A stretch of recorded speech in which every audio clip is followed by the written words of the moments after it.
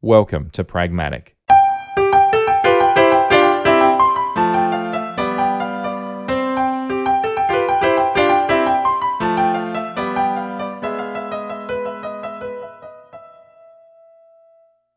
Pragmatic is a show about technology and contemplating the finer details and their practical application.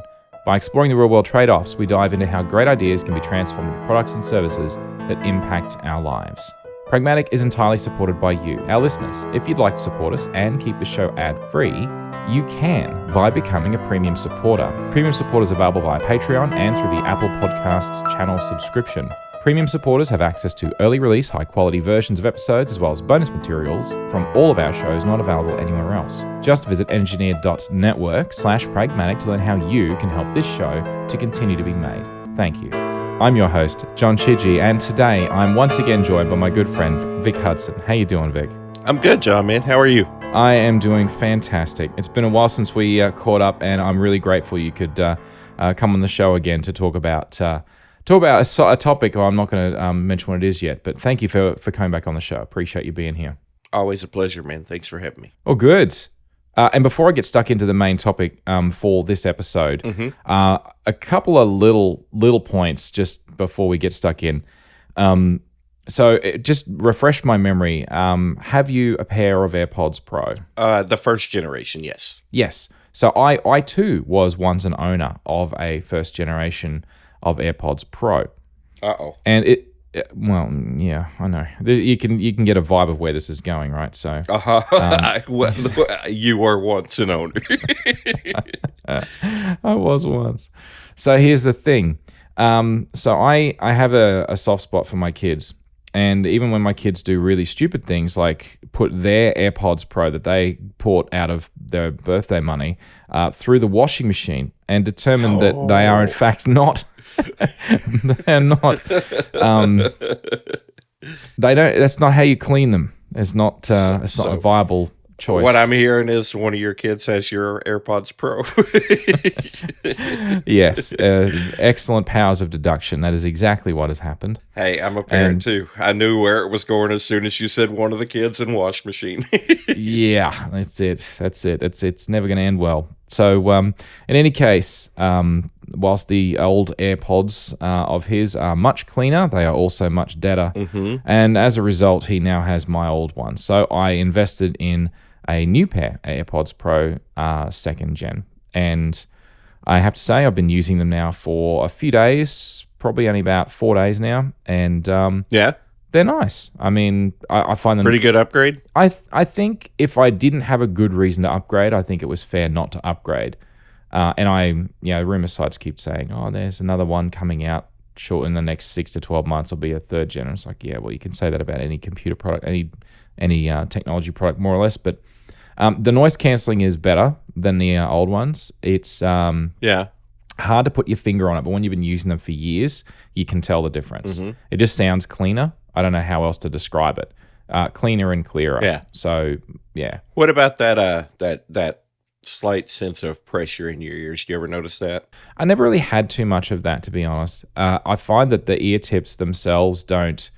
the ear tips themselves in these ones, I just use the default ones, the medium size, but they have an additional size on this one as well, so more than just a small, medium, and a large.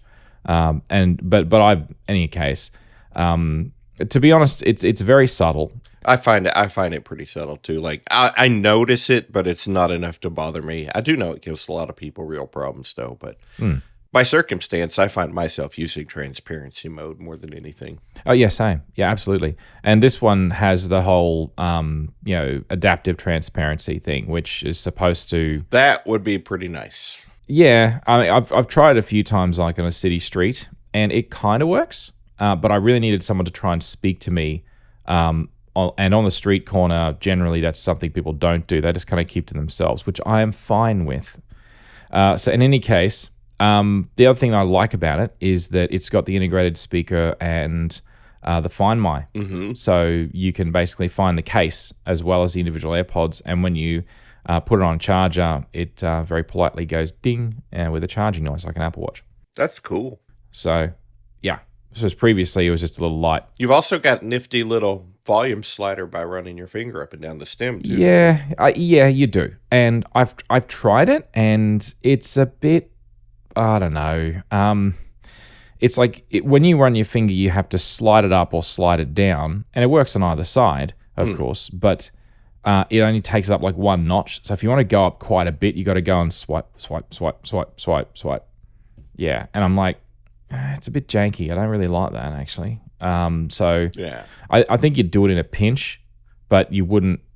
Yeah, if you got to make massive volume changes, it's not Just grab fit your for phone purpose. or your watch. Grab. Yeah, I would. But in any case, yeah. So I just thought I'd mention that. The other thing that is now I'm not sure if you have, because I'm podcasting right now using my AirPods Max, and I've been using these as my podcasting headphones for probably over 2 years now, two and a half nearly. Yeah. And I got you don't have any AirPods Max? I do not. You do not. Okay.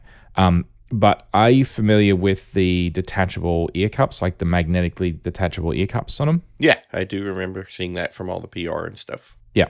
So I have a problem. Well, I mean, I have many problems, but this particular problem has to do with the lack of air conditioning in my house. So where I live in Brisbane, in Australia, it's sub-temperate climate. So it's not tropical. It's not temperate. It's sort of mixed in between. And so it's not cold enough in the winter, although it's quite cold right now, in the grand scheme of things, but not cold enough to warrant central heating. And it gets warm enough in the summer where a lot of places, they say, oh yeah, you really need air conditioning. Truth is, you can live without air conditioning. You know, fans are a thing. They blow air. It kind of works, evaporation and all that. So problem with the AirPods Max and any headphones, frankly, is especially the more absorbent ones, is that when you sweat, it really, really does soak up that sweat. And then after about 3 months of summer, and then you do that for 2 summers in a row, those ear cups become quite fragrant. And so, yeah, not in a good way. That sounds kind of gross, man. Yeah, well, that's because it is. Yeah. Anyway, so those I've washed them out several times, and just by hand, just with warm soapy water, nothing particularly. Yeah. I thought abrasive or what have you, but in any case, I noticed about a month ago that there's like a rubber seal that holds the fabric into the hardened plastic section of the back of them. It's kind of hard to describe it, but it goes like a ring around the outside of it, and it holds the cloth in. It's kind of like, I guess it's like the equivalent of stitching, but it's done with a rubber seal.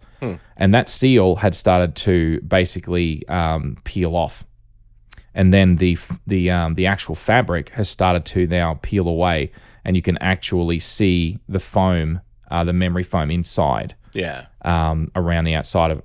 So I don't know if it's because I washed them, I only did 2 or 3 times, or whether it's just age.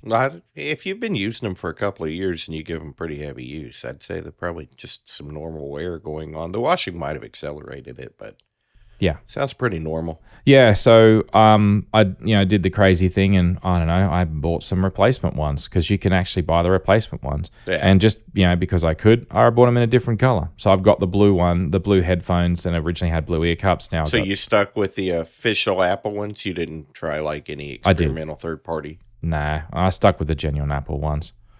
I figured I was ordering AirPods, I may as well get some replacement ear cups at the same time. So I got silver ones. They fit perfectly, and to be honest, they seal better because I guess they're newer. And they also have the benefit of not smelling funky, so that's good too. They have a fresh manufactured smell to them, not quite a new car smell, but a new Apple ear cup smell, which I can't imagine many people know. Might I suggest just maybe a ring of antiperspirant around your ear before podcasting?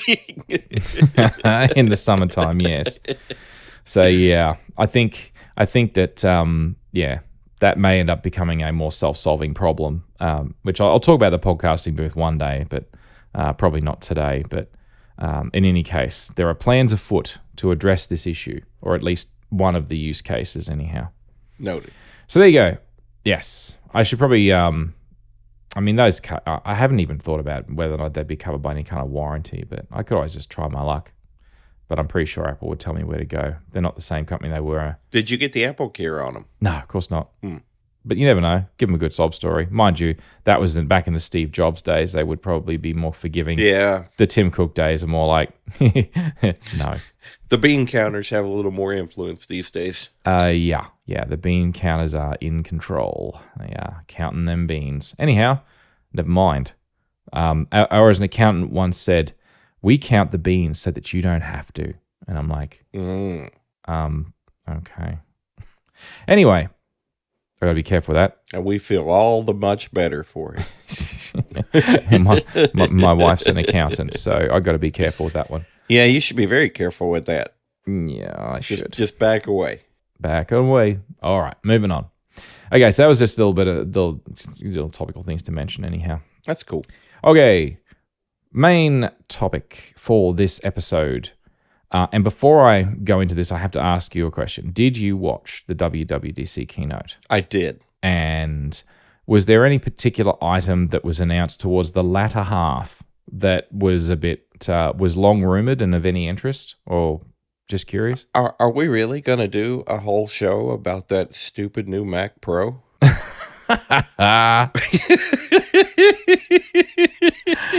Oh, that's funny. No, we are not. Okay, no. then No, I guess maybe second up would be we're going to talk about that little one more thing announcement. Well, hang on a second. Yeah, hang on a second.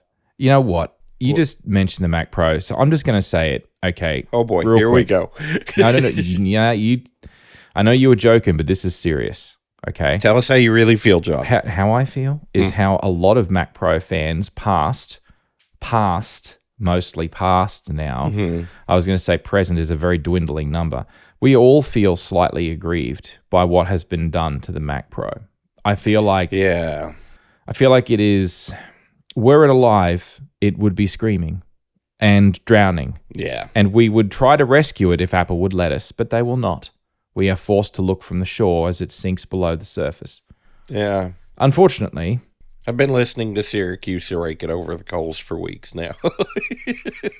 Well, John Syracuse has his concerns, of course, but, you know, both he and I have owned multiple Mac Pros, although different ones in recent times. So I've had the trash can, 2013, as you well know, and, you know, still waiting for me to ship it to you for seasoning, but too late, I sold it, so I can't. I know. Oh, I was very disappointed, man. I was going to make that thing look so pretty for you. Yes, I know you were, but here's the thing, right? That was a fantastic machine. I mean, everyone heaped all sorts of rubbish on it, but I loved that machine. It was great.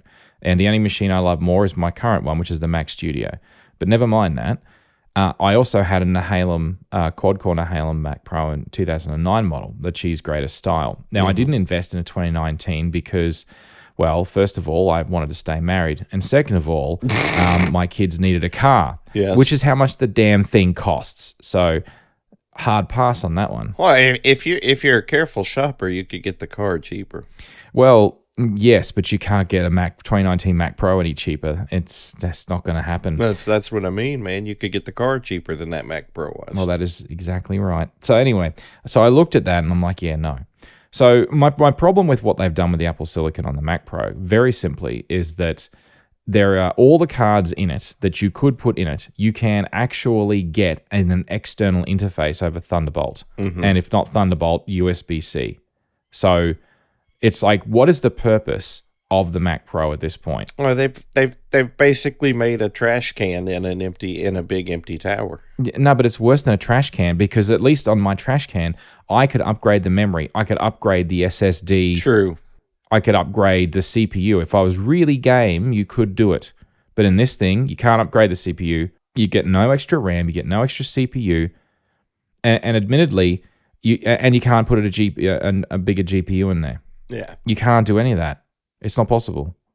So what is it? What is the point? It has no reason to be anymore. And that is the Steve Jobs quote. There's just not much incentive at all to spend the extra money on it versus just a spec'd out Mac Studio. No, there's no performance benefit of any measure at all. All you get to do is put spinning Rust in there, which only crazy people do these days. If you've got a NAS like a Synology or a QNAP or a homebrewed network attached storage, that's where you put your spinning Rust, and you put them in a RAID array, and and still not a backup and blah blah blah blah. But never mind that. Point is, you don't put that in a $10,000 tower. That's just not the way you do it, because that is massive amount of money. Like a Synology, a 4-base Synology is $600 US. Not even. Why would you spend $7,000, $8,000, $9,000 after you buy all the adapter modules to put in the Mac Pro and the Mac Pro with the wheels, or not the wheels, whatever? I mean, it's insane. People are not going to do that. Well, you could put, and don't forget, you could put in sound cards and video capture cards, man. Yeah, but I know you could do that, but you can also just Twitch streamers of the world rejoice. So I've got a USB. I know, right? I've got my son bought an Elgato, HD capture, USB capture device, for streaming. And I'll bet it works fantastically with the Mac Studio. It works really well with every Mac that I've had for the last 5-6 years. Yeah, used it on all of them from time to time. So it's how I made the Zelda Breath of the Wild videos way back when and put on YouTube.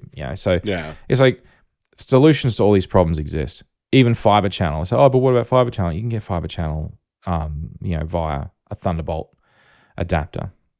So it's like. Are you playing the new Zelda game? I am playing Tears of the Kingdom. I've got a long way to go, and I'm not really playing it as often as I would like. But yeah, I am playing it. I'm working on it. I'm chipping away at it. It's that's cool. It's an enormous game. It's just next level. Yeah. Wow. That's huge. Cool. I've actually been getting back into gaming myself lately. Oh, yeah? Yeah. So, what are you playing? I bought me a PlayStation 5 because The Last of Us on HBO really made me want to play that game. So, I have a proper game system in the house for the first time in like 20-something years, I think.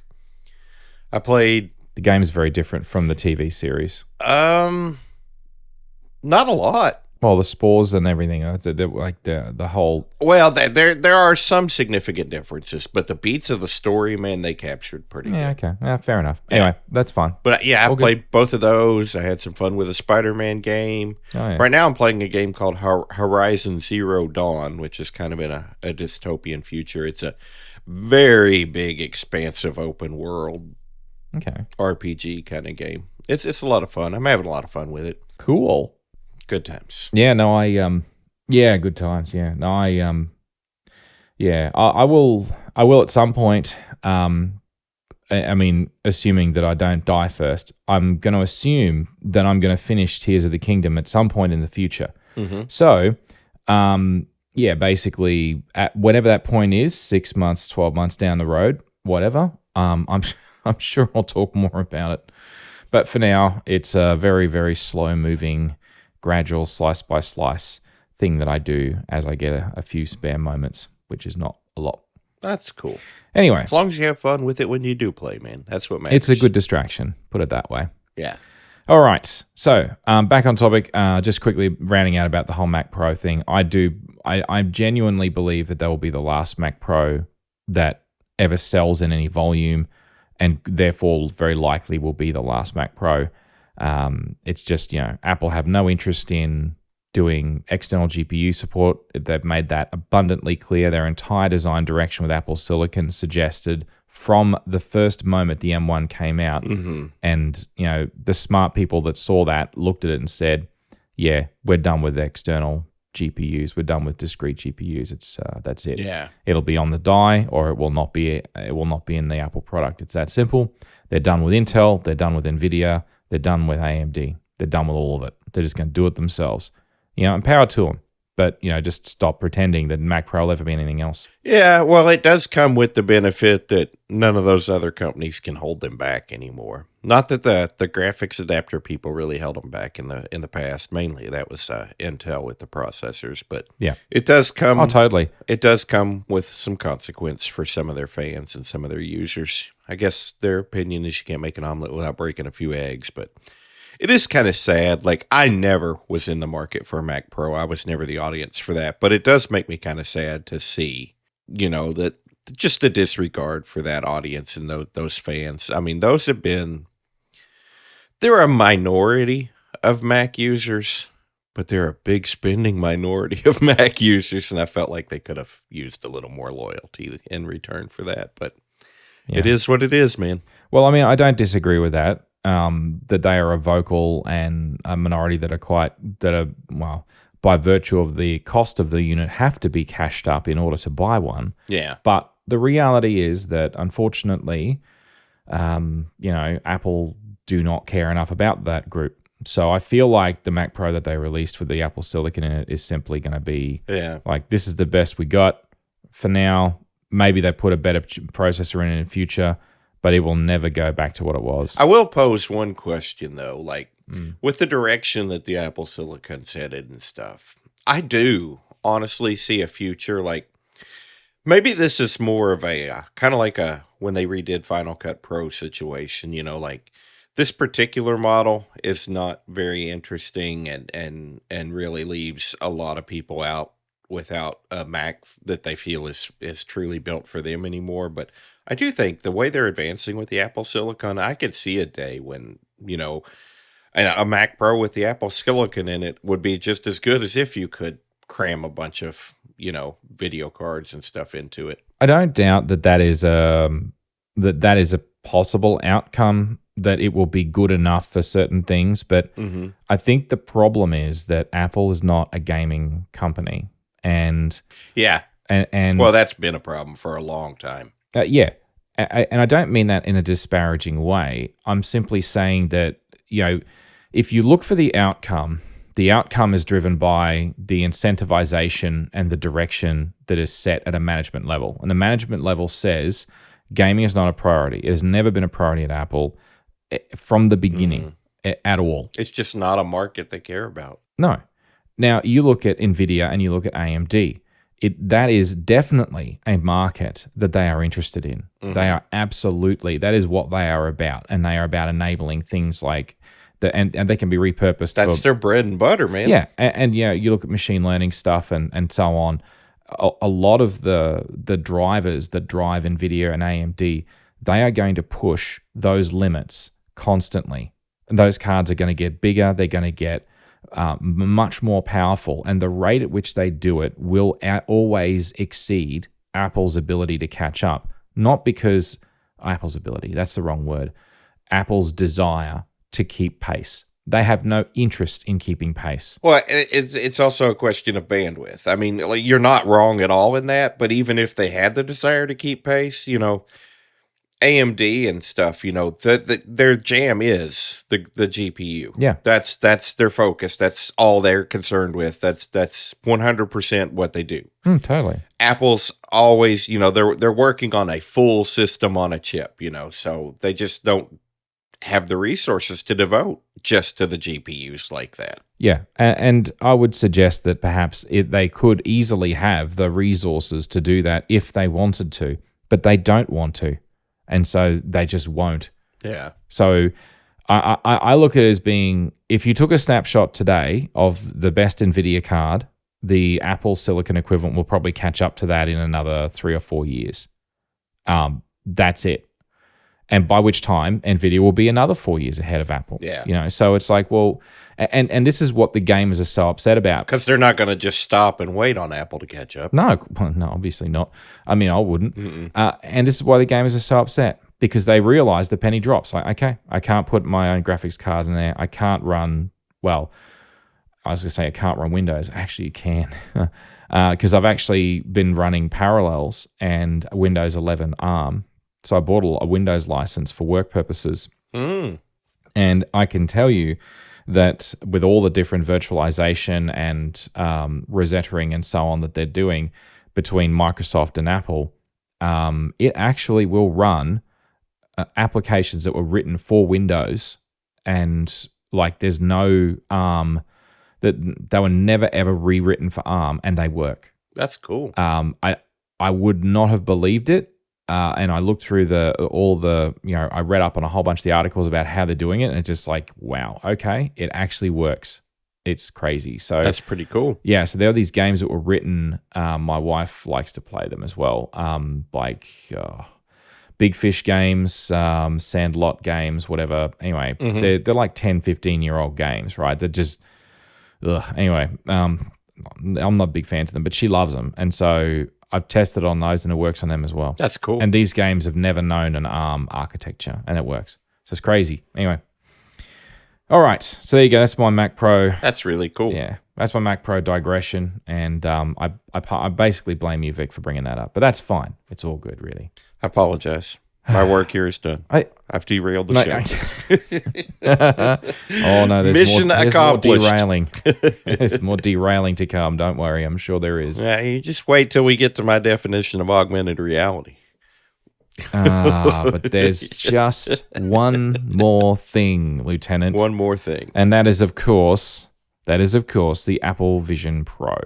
And when I watched the WWDC keynote, I was quite frankly blown away by the Apple Vision Pro, except for a whole bunch of little caveats that are, turns out, not so little caveats, big caveats, in fact. But don't want to jump to the end.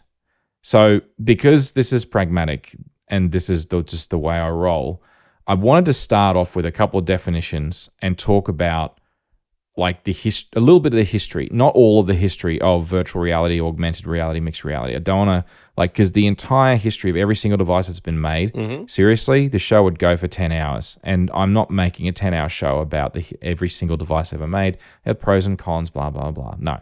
I just want to touch on some of the key players, and I have good reasons why, and I'll get to that. Okay. But I want to start with the definition. Okay. Got to start there. All right. In the beginning, there was no augmented reality. There was no mixed reality. The original devices were, in air quotes, virtual reality. Although they didn't initially get called that, they did eventually in the 90s be referred to as virtual reality. So we'll start with what is augmented reality first, and then work up to virtual reality. So augmented reality, my definition that I sort of, there was no one website that had this definition. So it's sort of been cobbled together from multiple different people's definitions of it. And hopefully this makes some kind of sense. A view of the physical or real world with an overlay over the top of digital elements. How does that sit? That sounds kosher to me. Yeah? Okay. All right, so that's augmented reality. So in other words, and the way I like to think of it is augmented reality is real world first, and then you overlay digital over the top. Okay. So that's augmented reality. Okay, AR. Sounds good. Mixed reality, and this is the one where everyone argues. I think a lot of people argue about it. So this one is harder to nail down, but the best I can sort of amalgamate is it's a blend of the physical or real world with digital or virtual elements where the physical and digital elements can interact. So one of those examples would be, if you put like a three-dimensional virtual car seated on your coffee table. Yes. Then that could interact with the coffee table. So if something moves on the coffee table, then the virtual car might move as it was hit by that other object. Like let's say you slide a tissue box up to the front of this virtual car, then it would interact with that reality. So it's not an overlay on top. It's actually objects that interact with the physical world, even though they're virtual. Yes. I know that's a tougher sell, but does that sort of align with your? Yeah, that sounds good. Yeah. The thing that I don't like is that, to me, that's a very subtle distinction that really doesn't add a hell of a lot of value. Yeah. And I know that there are people out there that feel very strongly about, that's definitely MR, that's definitely AR. It's like, you know what? Virtual reality. I think that, to me, I think that the fact that the digital elements interact and respond to the environment might seem like a subtle distinction, but I think it's a pretty good one. Oh, sure. I mean, I'm not saying, okay.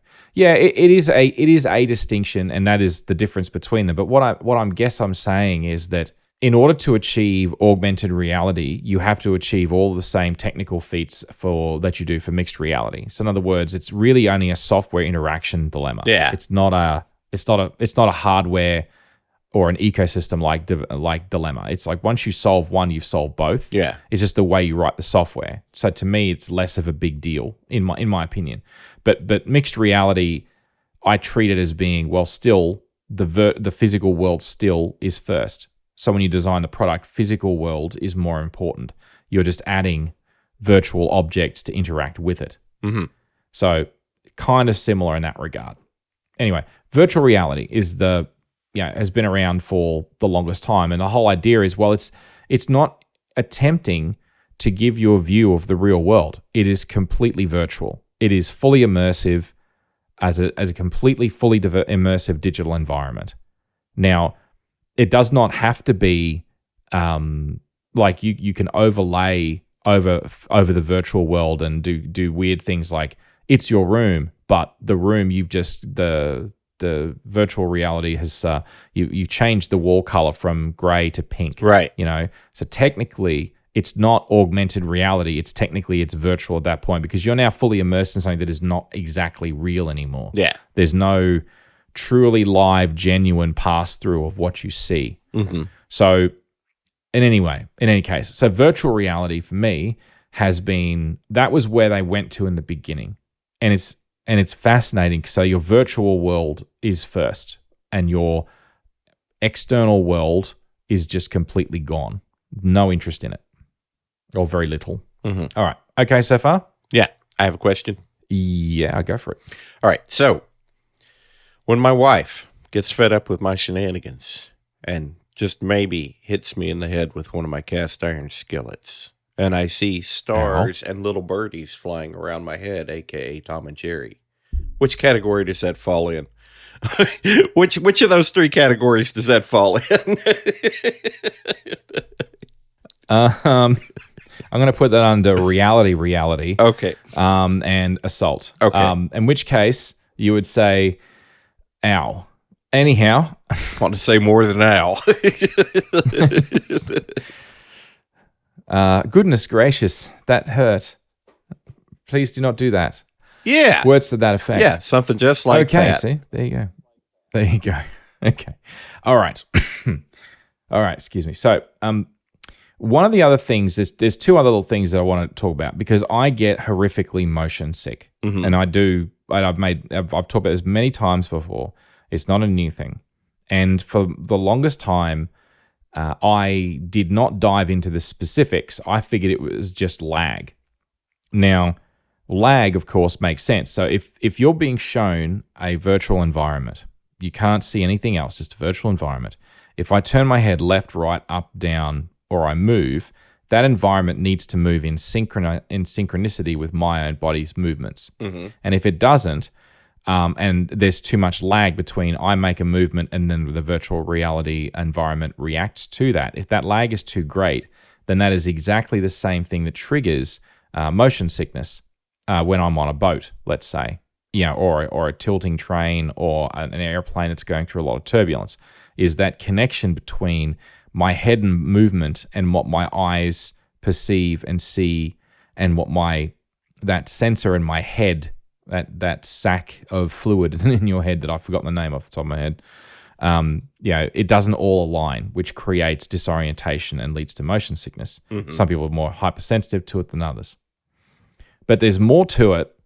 And the two things that I've come across, of course, the first one is the obvious one, which is the way our eyes focus. Mm-hmm. But the way that they focus, it's not obvious, and they've come up with this terminology for it, which I have heard bandied around, over the last year or two, as I've been mucking around more with virtual reality headsets, which I'll talk a bit about my son's headset in a minute. It's a thing called VAC, or Vergence Accommodation Conflict. Mm-hmm. And so for the longest time, I just took it as read. Yep, Vergence Accommodation Conflict. Oh yeah, that's it, baby. Got it. I never dug into exactly the specifics of what all of these things mean. They are, of course, like terminology regarding the human eye. Mm-hmm. So, accommodation, which is something other than the buildings that we live in, which is technically also accommodation, but, not this kind of accommodation.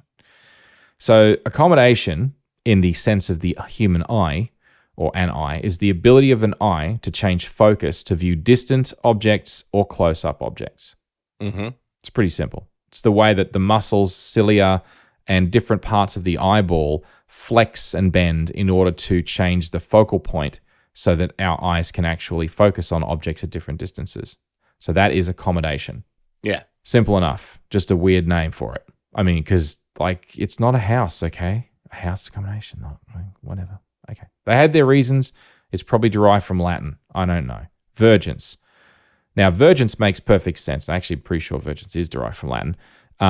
Vergence is because we have binocular vision, so we've got two eyes, and always thought more eyes would be better, but maybe not. But two's plenty. When you have two eyes, it's obvious when you think about it, but we don't realize that we do it. Our eyes have to actually twist slightly inwards in order to actually focus on an object. And when they do that, the brain then stitches those two together to create a single image of that object.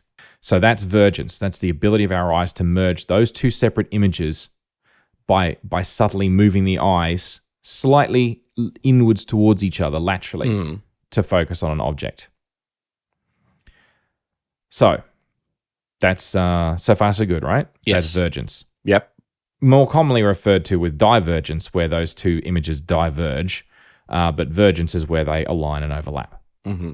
Okay, so vergence, accommodation, conflict is obviously therefore a conflict between these two things, because when you have a bunch of screens that are right in front of your eyes, they may only be an inch from your eyeball. They could be very close, but they're projecting an image of something that appears to be about 3 feet or a meter maybe in front of you in virtual terms, but the screen's an inch from your eyeball. Right. So if your eyes are trying to focus on this object, but it's not physically 3 feet in front of you, it's an inch in front of your eyeball. So that then confuses our brain, because they're like, oh, hang on a minute, I should be turning my eyes inwards more slightly to focus on that because it's further away than it really is. And yet it's not. Right. So unfortunately, that then creates eye strain. Mm-hmm. And it is also one of the reasons that people get motion sickness, or it presents as motion sickness or a splitting headache. Yeah. So that is vergence, accommodation, conflict. It is a thing. It is a problem.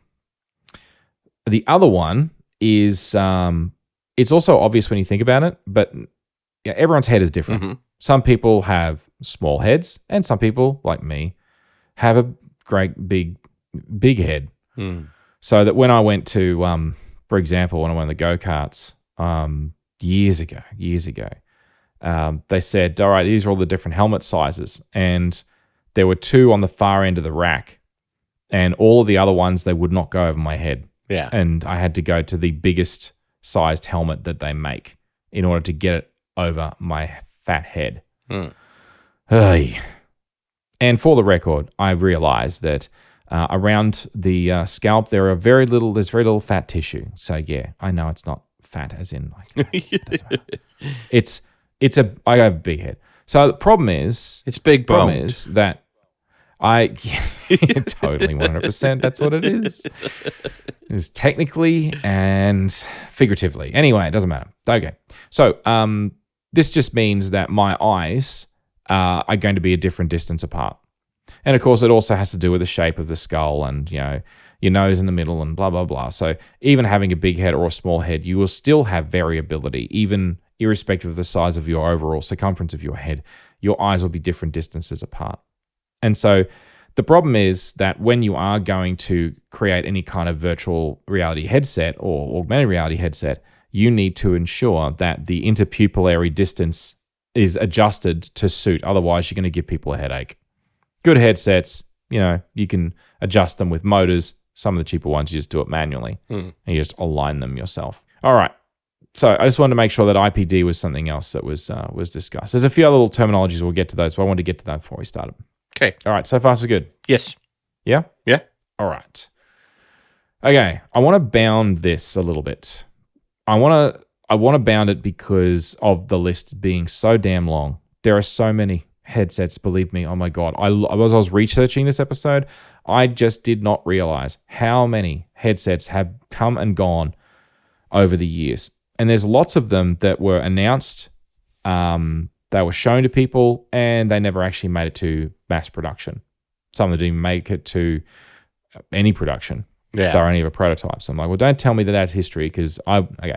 So first of all, it needed to be something that you could have bought at one point. Okay. So if it was not something you could buy, didn't exist as far as I'm concerned. So that's great. Hey, we had this thing. No. You didn't sell it. Didn't exist. Sorry. It has to allow the wearer or the user to interact with the content displayed on the screens. So it can't just be a couple of TVs strapped to your face and say, hey, I'm wearing TV on my face. No, you don't interact with that. That's not the same thing. No. That's not virtual reality. That's not augmented reality. That's just a TV on your face. So that's great. Facial TVs, that's great. You can enjoy those. They don't count. Okay. Now, it must be specifically designed with the purpose of VR, MR, or AR applications. Okay. If it's not obvious, it has to be a head-mounted system. So, believe it or not, there are some of these histories of virtual reality talk about ones that were desk-mounted. So you put your face on these things and they were sitting on a desk. I'm like, well, that doesn't sound comfortable for one thing.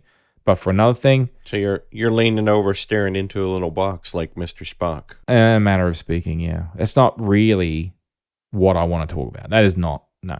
Okay.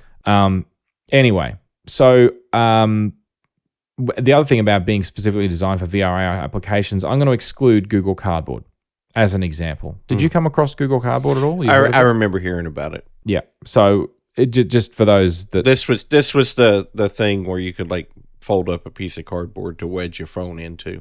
Right. Yeah, exactly. Yes. So yeah, that's exactly right. And they gave you a couple little lenses that you slipped in there, and you would slide your phone in. It had a little strap around the back. Super cheap, super simple. The whole idea was, you can use a smartphone. You can use initially Google just had an app for Android, but then of course they also released ones for the iPhone. Sold relatively okay. It was, of course, not ideal because that's not what the phones are designed to do. So there were all sorts of different issues with it. They were glitchy. People generally thought they were a bit rubbish. The light shield on them was terrible. Well, there was no real decent light shield. They were problematic for people that wore glasses. There were all sorts of problems. And I think if I remember correctly, Google stopped selling them in like 2018, 2019, something like that. Like maybe it was even earlier than that. But yeah, they have not been a sold product for a while. There are like 3 or 4 iterations of them, and they even had a little thing you can make your own. But, it was an interesting concept. But I'm not going to count that because that does sliding a smartphone into a cardboard box with a couple lenses on it does not a VR headset make. No, because it does not have it is not specifically designed for VR AR applications. Yeah. And it sounds like a great way to experience all those problems you just discussed. Yeah, exactly. And then the other bound I want to put on this for the minute is it has to be color. So don't tell me that we had this amazing virtual reality headset, but it was in black and white monochrome. It was in grayscale. It was like I don't know. If it's not color, it's not very real. Yeah. So no. All right. So I know that's going to cut a lot out, but it's not believing there's still plenty more. All right. Let's start at the beginning. The iPhone. No, not the iPhone, but the iPhone, as in like I-E-Y-E, as in my eyes, your eyes, everyone's eyes. iPhone. So that was actually released in 1989. And all the parts required to run it, that included the head unit, of course. There was an external computer, a special computer, and the gloves.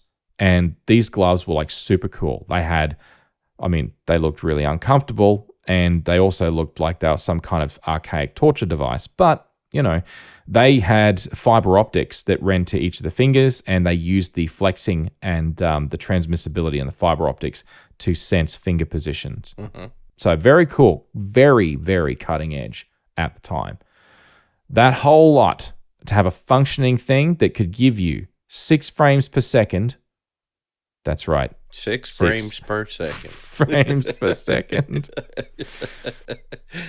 It Coming up a little short there by today's standards. yeah, by modern standards, not so great. 320 by 240 pixels per eye. That's also not high res.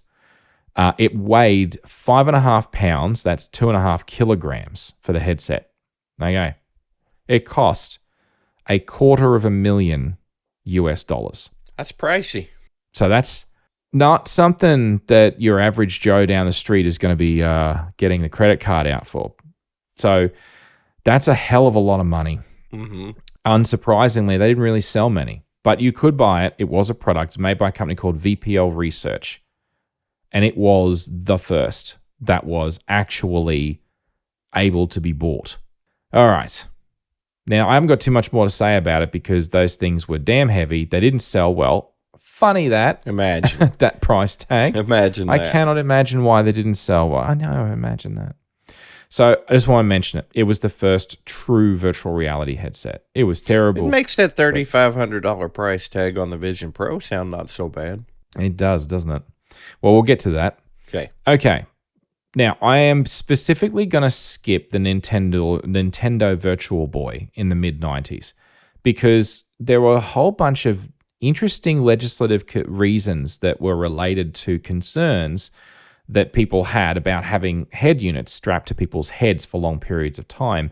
So they turned it into a desk-mounted headset. I mentioned this one before.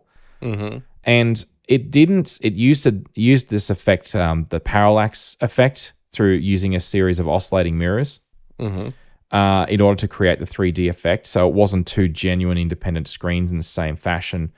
And it was also monochrome. So for all those reasons, no. Because a lot of places go on about the Virtual Boy as being an important moment. It was a very compromised product, and it wasn't even wearable, at least not the publicly available version. So just mentioning it, yes, it existed. No, it's not really... It's not what we're talking about. Okay. Now, there's a whole bunch of other ones that did not sell very well at all. They're very niche. They were quite pricey. So there was one called the Leap, L-E-E-P, the Forte VFX1, and the Victormax Cybermax. They were all a whole bunch of other little ones that didn't really go anywhere in the 90s. So what I want to do is I want to actually fast forward to a time when we actually had headsets that met the basic criteria that I set. So just keep in mind, 1989, all right? We actually have to fast forward until the mid-2010s before we actually get headsets that meet those criteria that the average Joe could actually afford to buy. That's a leap. It is. It is quite a leap, although we skipped the leap. It is quite a leap. All right. So the name that's going to obviously come to mind in everybody's is going to be Oculus. So I know that Oculus actually demoed their headsets in the early 2010s. Yeah. I can't remember the exact date. I think it was like 2011, maybe it was even 2010. But it was actually quite a while before the Oculus Rift, which was the first really consumer available headset, the Oculus VR headset to be available. They even called it the CV1, Consumer Version 1. Yeah. So that didn't actually get sold on the market. That was not a developer product. That was released in 2016. 2016. Now, I know that Oculus the headsets existed. And yes, there were developers that were playing with them, and you could get them like developer versions, and people were using them for different things and so on and so forth. But technically, you couldn't actually just buy that off the shelf as a product until 2016. Non-accessible to the general public. No. So here we are now. We're in it's July 2023. So that was, 7 years ago? Yeah. Now, in those 7 years, there have been so many different competitors to this. A crazy number. And I'm not going to talk about all of them, as I keep saying, but I just will honorably mention things that I'm not going to talk about. Like, for example, the PlayStation VR, the VR2, the Valve Index, the HTC Vive, and the HTC Vive Pro 2, for example. All of these are all relatively decent headsets, but I'm going to stick with Oculus and one other before we get to the Apple Vision Pro. I have a couple of reasons. Mainly, though, I'll be honest, I've actually used an Oculus. Okay. So we'll get to that in a minute. I've used it quite a bit. So anyway, okay. A little bit more about Oculus, though. So Oculus was a startup, and they got a whole bunch of venture capital funding, and they did this amazing thing, and everyone's like, oh, this is the future. Finally, virtual reality is going to actually happen. Fast forward 5 years or thereabouts, and Facebook agreed. So they bought them. Mm-hmm. And that was, I don't know if that's a good or bad thing. On the good thing Always side, a bad thing. yeah, not that we're going to be clear cut or anything, Vic, but I mean, hey, look, there are pros and cons. On the pros side, they brought a crap ton of money, and they also brought a lot of developer knowledge and know-how on the software side of things. True. On the hardware side of things, Facebook brought absolutely nothing at all. It's because, what the heck would Facebook know about any hardware? So, I see it as being, that's still a pro. The big con is, well, it's Facebook. And Facebook will track your eyeballs. Yeah. They'll track your body temperature. They'll find a way to extract information about you and sell you crap that you don't want or need, ads, and all other rubbish, because that's their whole business model. That is their jam. Yeah. So apart from the fact that Facebook and Meta is a somewhat reprehensible company, apart from that, on the plus side, I think that we would not have the latest Oculus models that we have today if not for their investment. I genuinely believe. True. That's fair. They drove the prices down to the point at which, and the production levels and the funding that they needed to get to that level, they provided that. So anyway, all right. Now I've had my mostly hate thing for Facebook and Meta out the way. Let's just move on. And it is what it is. Okay. So, right. So the Oculus name they kept using though. So even though Facebook bought it, they never called it the Facebook, the Facebook Rift or the Facebook Quest or the Facebook Go. They didn't do any of that. And only it's almost as if maybe they didn't want the general public to make that connection. Well, that is certainly one. That is one theory.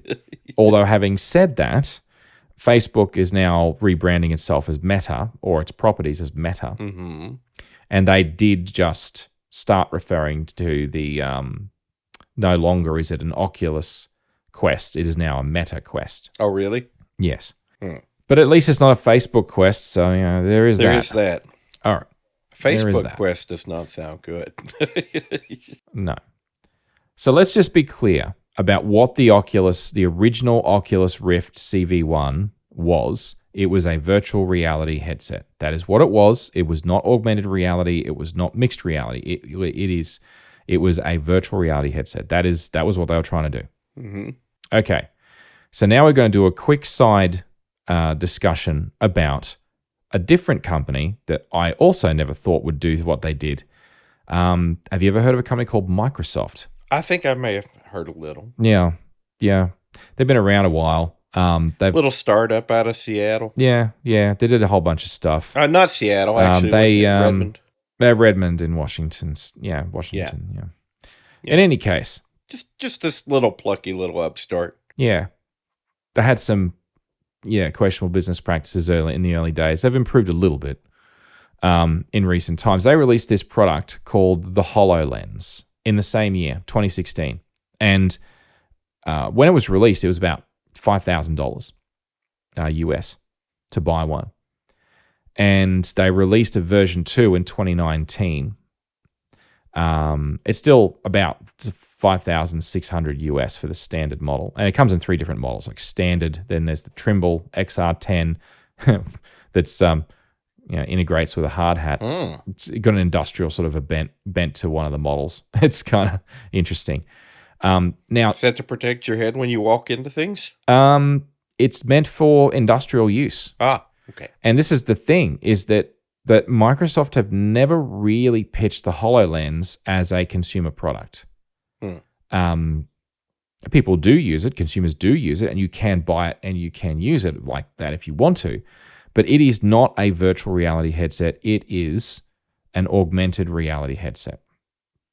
And so, and the name HoloLens is very clever insofar as that is kind of what it's trying to do. It's like it is actually a description of what it does, as opposed to an Oculus Rift, which would suggest that Oculus for eye, Rift meaning a gash of some kind. So yeah, it's going to put a gash in your eye.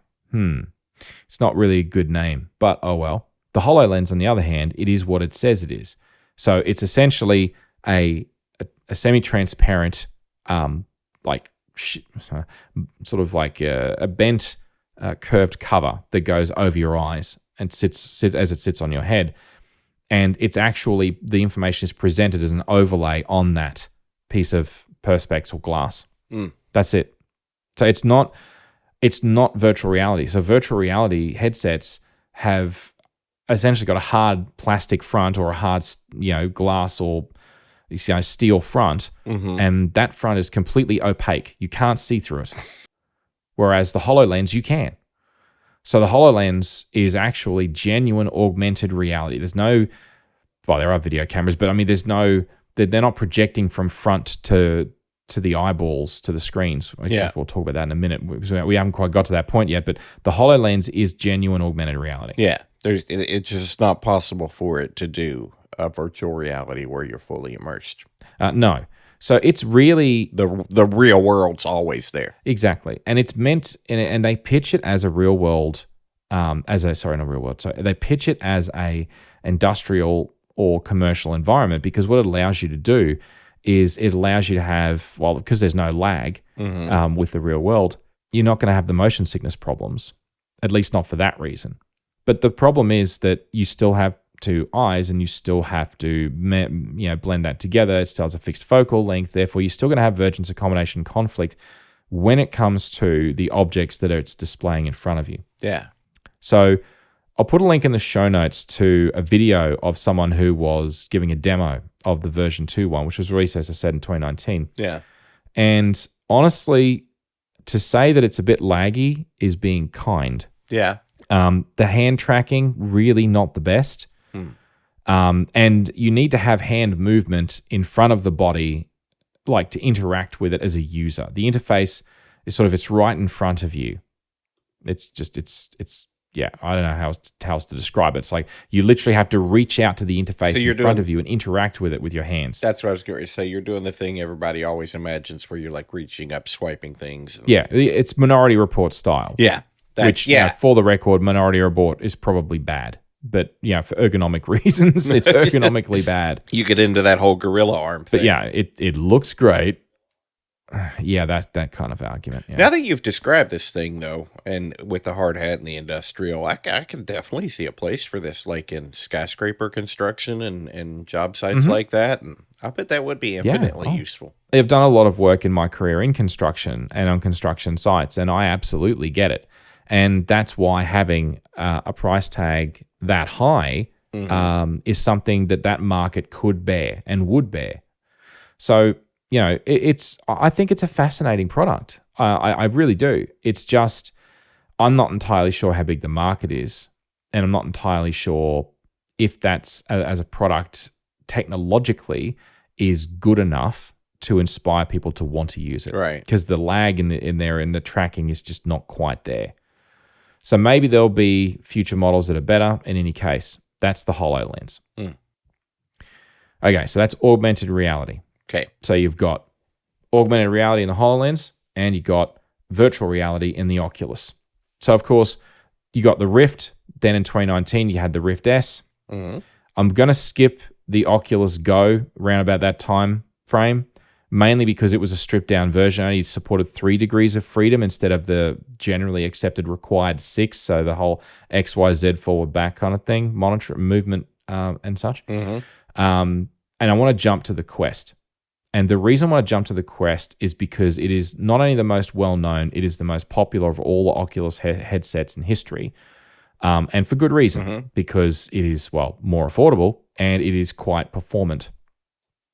So in 2019, the Oculus Quest was released. That was in May of 2019.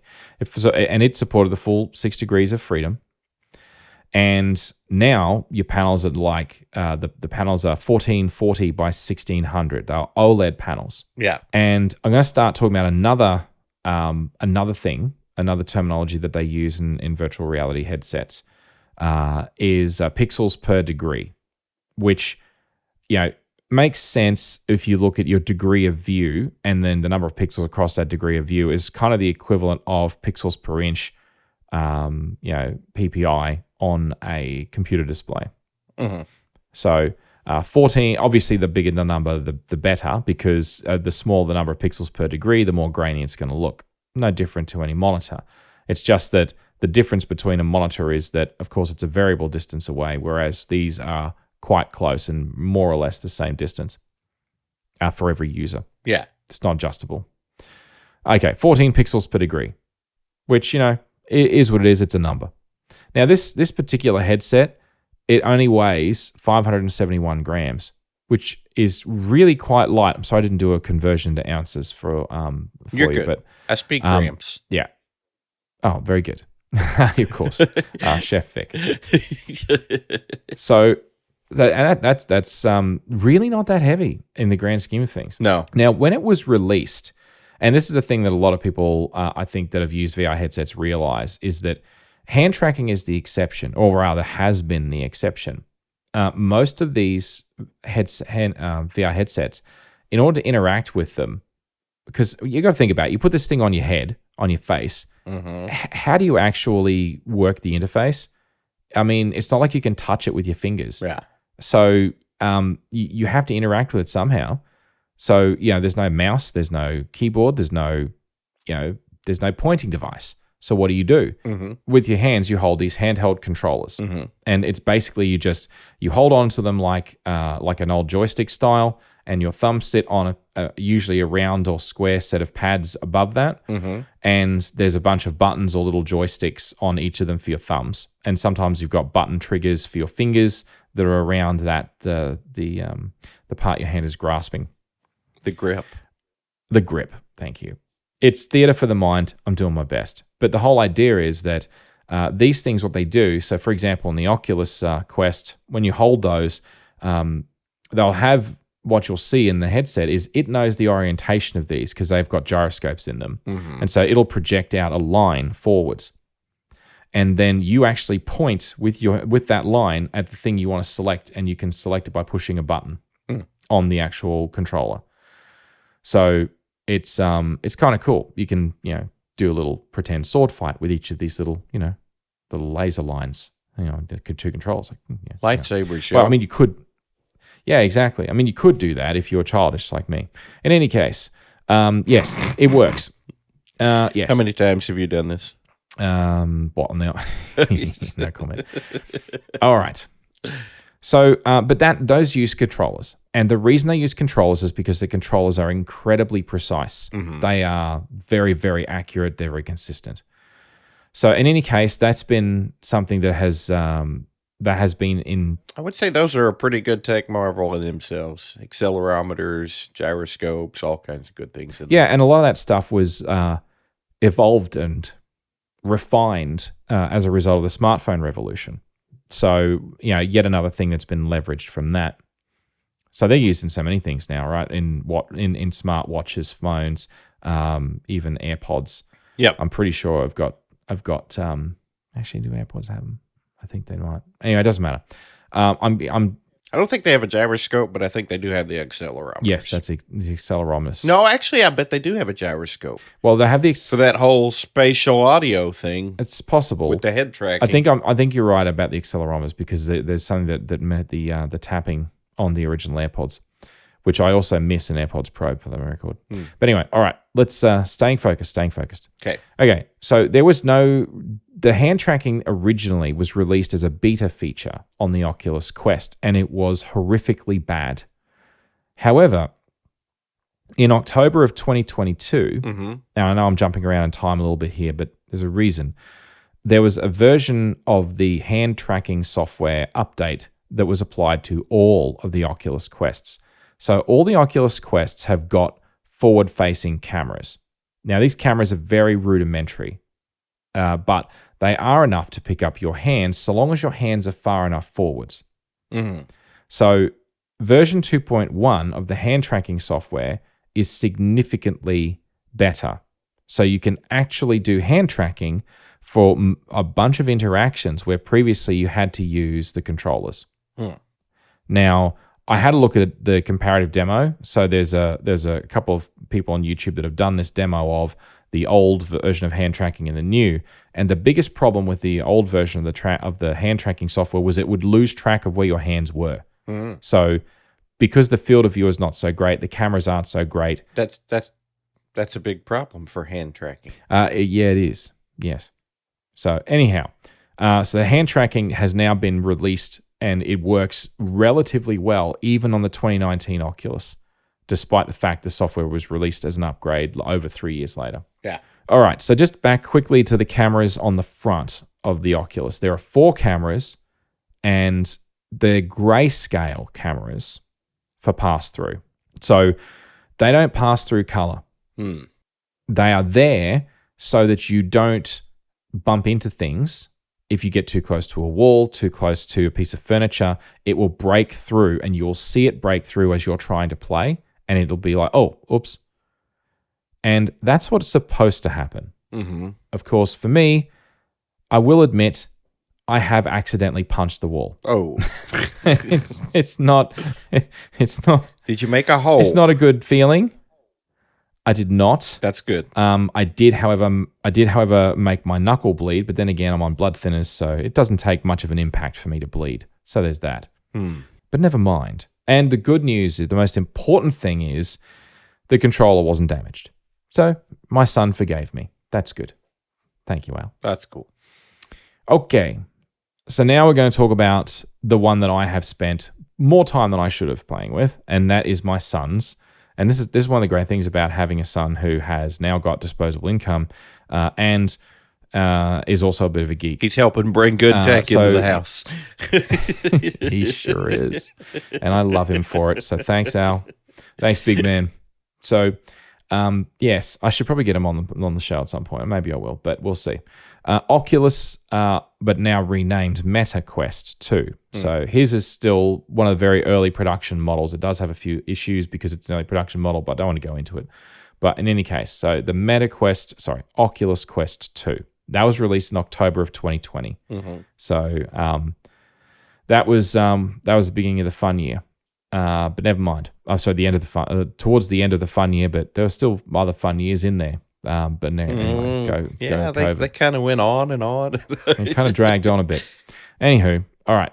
So I've used it quite a bit, and I put it on and I play different games, and until I feel motion sick and have to stop, basically, which is about 30 minutes in usually. And now these particular LCD panels, not OLEDs, these are LCD panels, and they're 1832 by 1920 pixels. So if you remember, that's significantly more than the original Oculus, and it's 20 pixels per degree, not 14. It's slightly lighter, 503 grams versus 571, has 2 microphones built in, and the same 4 cameras. Again, grayscale for pass-through. I never felt that the headset was getting too heavy at any point. I felt that it was, I was, I guess, getting motion sick before that became a problem. So never mind. Now the other thing, so that's about a half a kilogram, which is what, about a third of a pound, something like that. 2.2 pounds per kilo. Okay, yeah. So that's actually 1.1. Okay, that's 1.1 pounds. Yeah. Okay. All right. Yeah. Yeah. I was mathing it backwards. So that's right. Yeah, that's okay though. But in any case, so again, this is a virtual reality headset. Now, when you do the breakthrough thing, it is gray, it is pixelated, it is horrible. Like, it is utterly horrible. Like, you will look at the room and, imagine, have you seen those the videos of the ultra low light cameras? Yeah. Like super low light, and everything is all washed out, and people just look like these really whitish sort of, kind of like night vision, but minus the red or green tint. Yeah, exactly. Night vision, but in grayscale is what it looks like, and it is horrifically bad. and you would. Yeah, but it sounds like it's not really meant to be it's only meant to be like a safety feature though. Precisely. Exactly my point is that yes, it does pass through, but it is not augmented reality first. It is virtual reality first. And the pass through for augmenting reality, it's not really there for augmenting reality at all. So the reason that, as much as I would love to talk about more of my fun experiences with that one, I need to keep moving. Okay. I need to move on to the MetaQuest Pro. Now, the MetaQuest Pro, I didn't get the US price of this one because it sent me to the Australian website. You can buy it now. It's been around it was also released in October of 2022. Mm-hmm. It was, the same time as the 2.1 update for hand tracking. Mm-hmm. Coincidence? I think not. $1,730 Australian. Mm. So in US dollars, that's probably around about $1,300, I would say. Probably something like that, yeah. About that. Okay, so not cheap, but also not too painful, certainly compared to the HoloLens. And why I'm fixated on this one, the MetaQuest Pro, is specifically because it is actually a mixed reality headset, or very close to being augmented reality, effectively. So unlike all of the previous Oculus and Meta headsets, this one was designed to have reality first.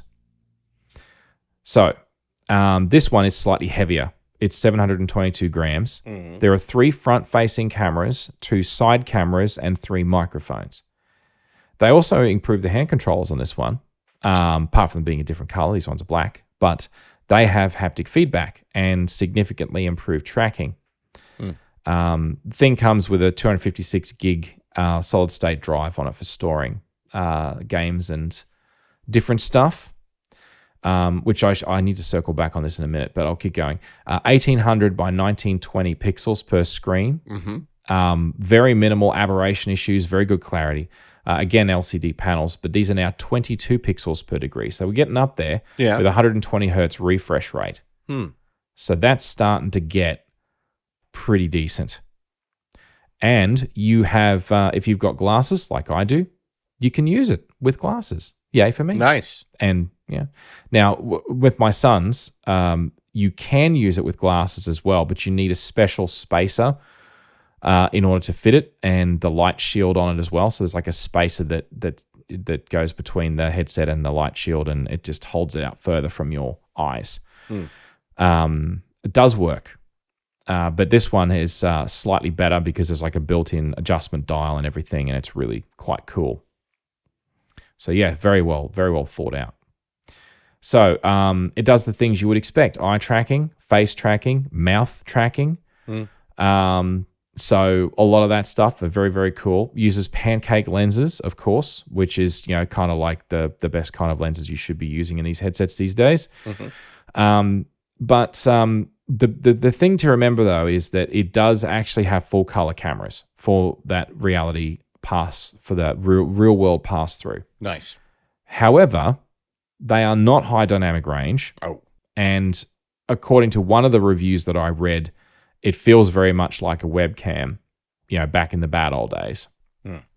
So the resolution of those pass-throughs, so the LCDs that you're being displayed to your eyes, they're great. Like they're really good. 22 pixel per degree, not bad. 120 hertz refresh rate, not bad. But the color cameras at the front are just not quite as good as they probably could be. Yeah. So the funny thing is, because it was designed as a mixed reality headset initially, when they first sold it, you couldn't even get a light blocker for it. They didn't actually come available to buy until a few months later, and they weren't cheap either. I forget how much, but they weren't cheap. In any case, so it wasn't designed for fully immersive applications. Initially, it wasn't released that way, but of course you can use it that way if you want to. So it wasn't until early this year where you could actually buy one with a light blocker and use it for genuine closed-off virtual reality. So it put the emphasis on video, pass-through, and augmented reality and mixed reality first. And that's why it's an important data point in all of these comparatives before we get to the Apple Vision Pro. Okay. Which is just about, we're almost there. Almost there. All right. So if you're hanging in there. So there's one other thing I want to talk about. and it's one of the things that really annoyed me, and that is lag. Yeah. Now, I mentioned at the very beginning, I get bad motion sickness, and I always said, it's just lag, right? Mm-hmm. When you think about it, because I'd never really sat down and thought about it until the Apple Vision Pro came out and they started quoting figures, and I'm like, hang on a minute. So these headsets, all of the Oculus headsets can be run, the Oculus Quests can be run as tethered or independent. So when you run independent, they can interact with computers over and the internet, different stuff over Wi-Fi. Right. Whether it's games, whether it's streaming video, whether it's whatever it is, right? Say over Wi-Fi. Okay, no big deal, right? It's no big deal. But the problem is that you are then bound by the storage capacity, the memory capacity, and the Wi-Fi quality in order to get a decent experience with a standalone, operating a standalone. And the game has to be installable. If it's a game or an application, it has to be installable on the headset itself and run on the headset itself. And some of these headsets are running, like Snapdragon style of processors on them. So Oculus have also got an Oculus Link, and that allows you to connect via USB-C lately to a computer that's got a high-powered graphics card, and it offloads all of that processing grunt to the desktop machine. Nice. Or laptop, I suppose. Well, it is nice, but it also leads to an interesting dilemma, because when you're trying to measure lag, the lag from what to what with what and how is a problem, because the lag you're going to get from playing, Modern Warfare or whatever the heck you're playing, pick a first-person shooter that doesn't date me, like Quake. Yeah, man, let's get some Diablo happening. Let's get some Doom happening. Doom 2. I want the Simpsons. Hey, there's a brand new Diablo game coming to the PlayStation soon. Well, that's good to know. Yeah. If I ever get a PlayStation, that's good to know. But yeah, so you can fire up some Doom, you know what I'm saying? Or some Doom 2 with a Simpsons mod. You need the Simpsons WOD. That's what you need. Anyway. Carry on. Dating myself. Point is, thank you. Depending upon the first-person shooter game you're playing, for example, and the power of the graphics card and the computer and the cable itself and the headset, all of those things will contribute to the lag that you measure. All of it. And there are readouts that you can get overlaying telling you the different lag for the different components in the system. So, and when you're on Wi-Fi as well, you can actually bring that up and see the lag. It measures it. Cool. So the problem is, I looked around and there are no shortages of people who are basically having lag pissing contests. Yeah. Well, I got my lag down to this because I've got this card and blah, blah, blah, blah, blah. And it's like, okay. Are you telling me that there are nerds arguing with their benchmark scores? This happens? I'm shocked. So, I know. So, you know how there's this thing where we have audio files? Well, there should be a terminology for VR or VR headset files or something like that. Something that doesn't sound like another thing that ends in files. But the point is that these people are obsessive, but it makes it extremely difficult in order for me to evaluate or do a comparison. To get a true gauge of the specs, yeah. Yeah. So the reality is you're not going to know what the future product is like until you do an equivalent scenario, an equivalent test. So when we talk about the Apple figures, we got to take them with multiple grains of salt, if not an entire salt shaker full of salt. Okay.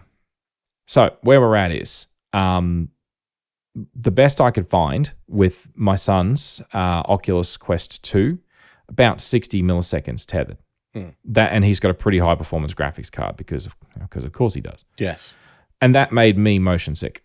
And I talked to him just before we started recording, and I sort of was bringing that up in just general conversation. He pointed out to me that, well, there's also dependent on the game, because he said, I could guarantee you, I can show you a game that'll have you ready to throw up in 3 minutes flat. And I'm like, well, wow. Personally, I'll avoid How about we that, not? If it's all the same.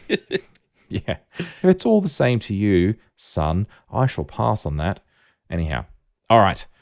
Any other questions? Oh, actually, there was one more comment. So are we okay on lag? Yep. I want to mention one more. There is a lot of talk right now, and last month, Mark Zuckerbucker said, Sucker. "Sucker." Yeah, there's a. I'm not going to say it. No, carry on.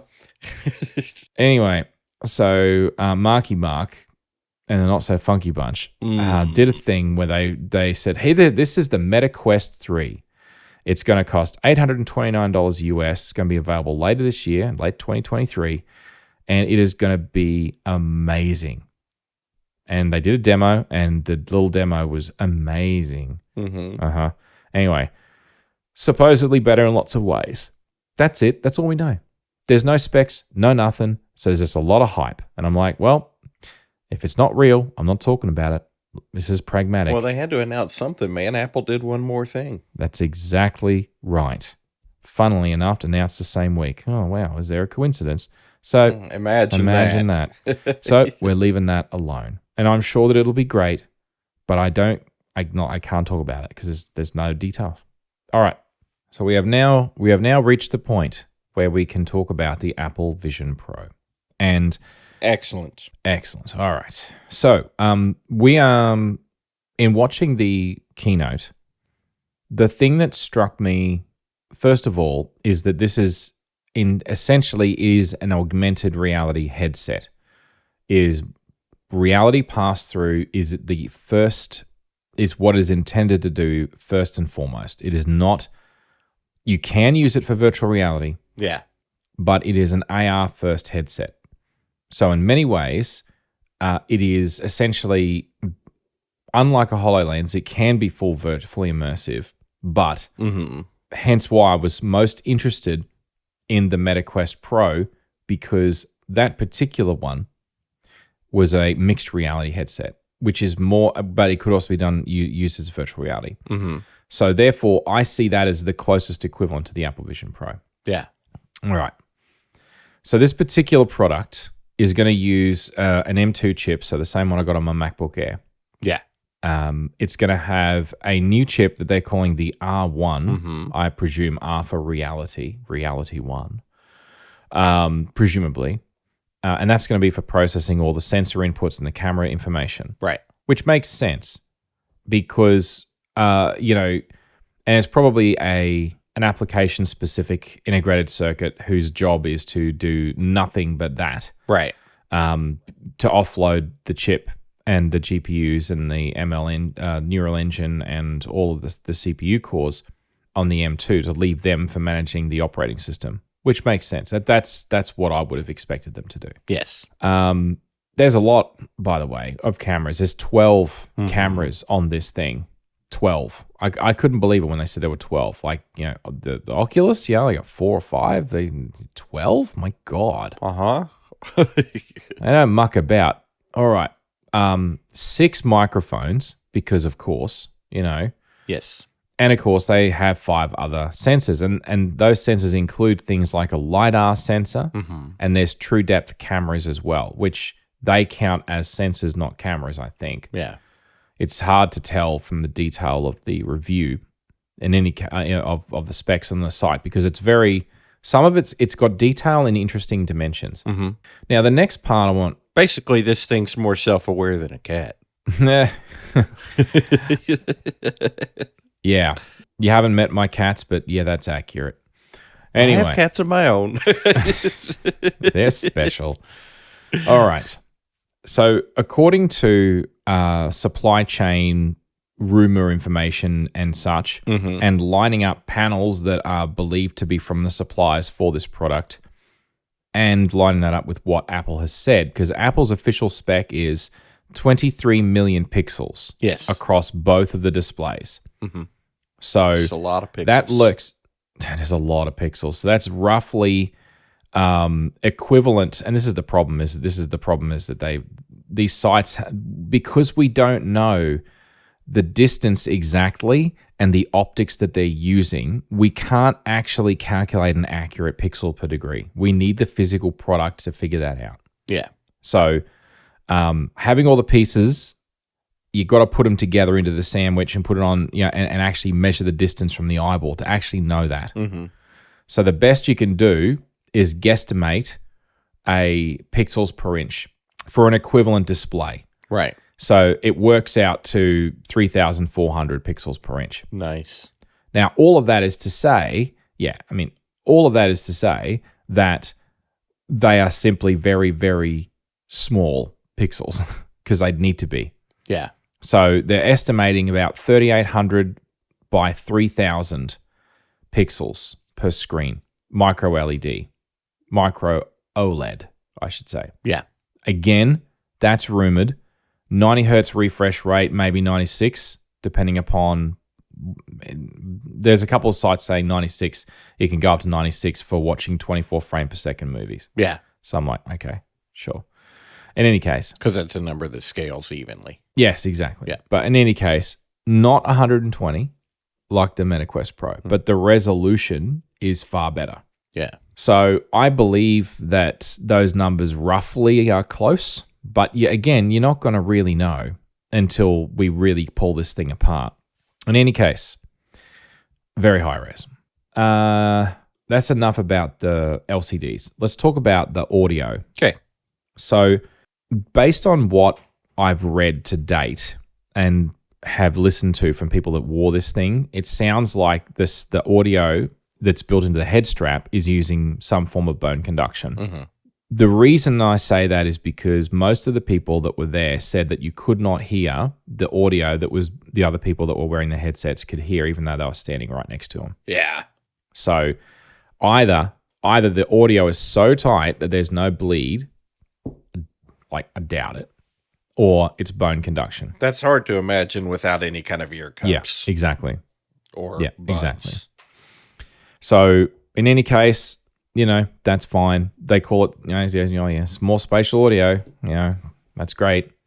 But it's going to be like bone conduction or open back headphones, almost. Mm-hmm. Jury's out on that. It'll probably pair with AirPods Pro anyway. Yeah. I suspect that's the way most people are probably going to want to use it.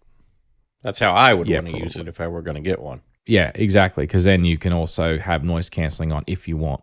Mm-hmm. Whereas obviously with bone conduction, doesn't really work with doesn't have a noise canceling. No, you're gonna get a good transparency. Yeah. All right, so I don't have too much more to add about the audio other than I thought that's interesting because Apple have not released bone conduction headphones before. Like Aftershocks, which are generally considered to be the best bone conduction headphones you can get, Apple's never released a competing product. So that's interesting. It is. All right. Eyesight.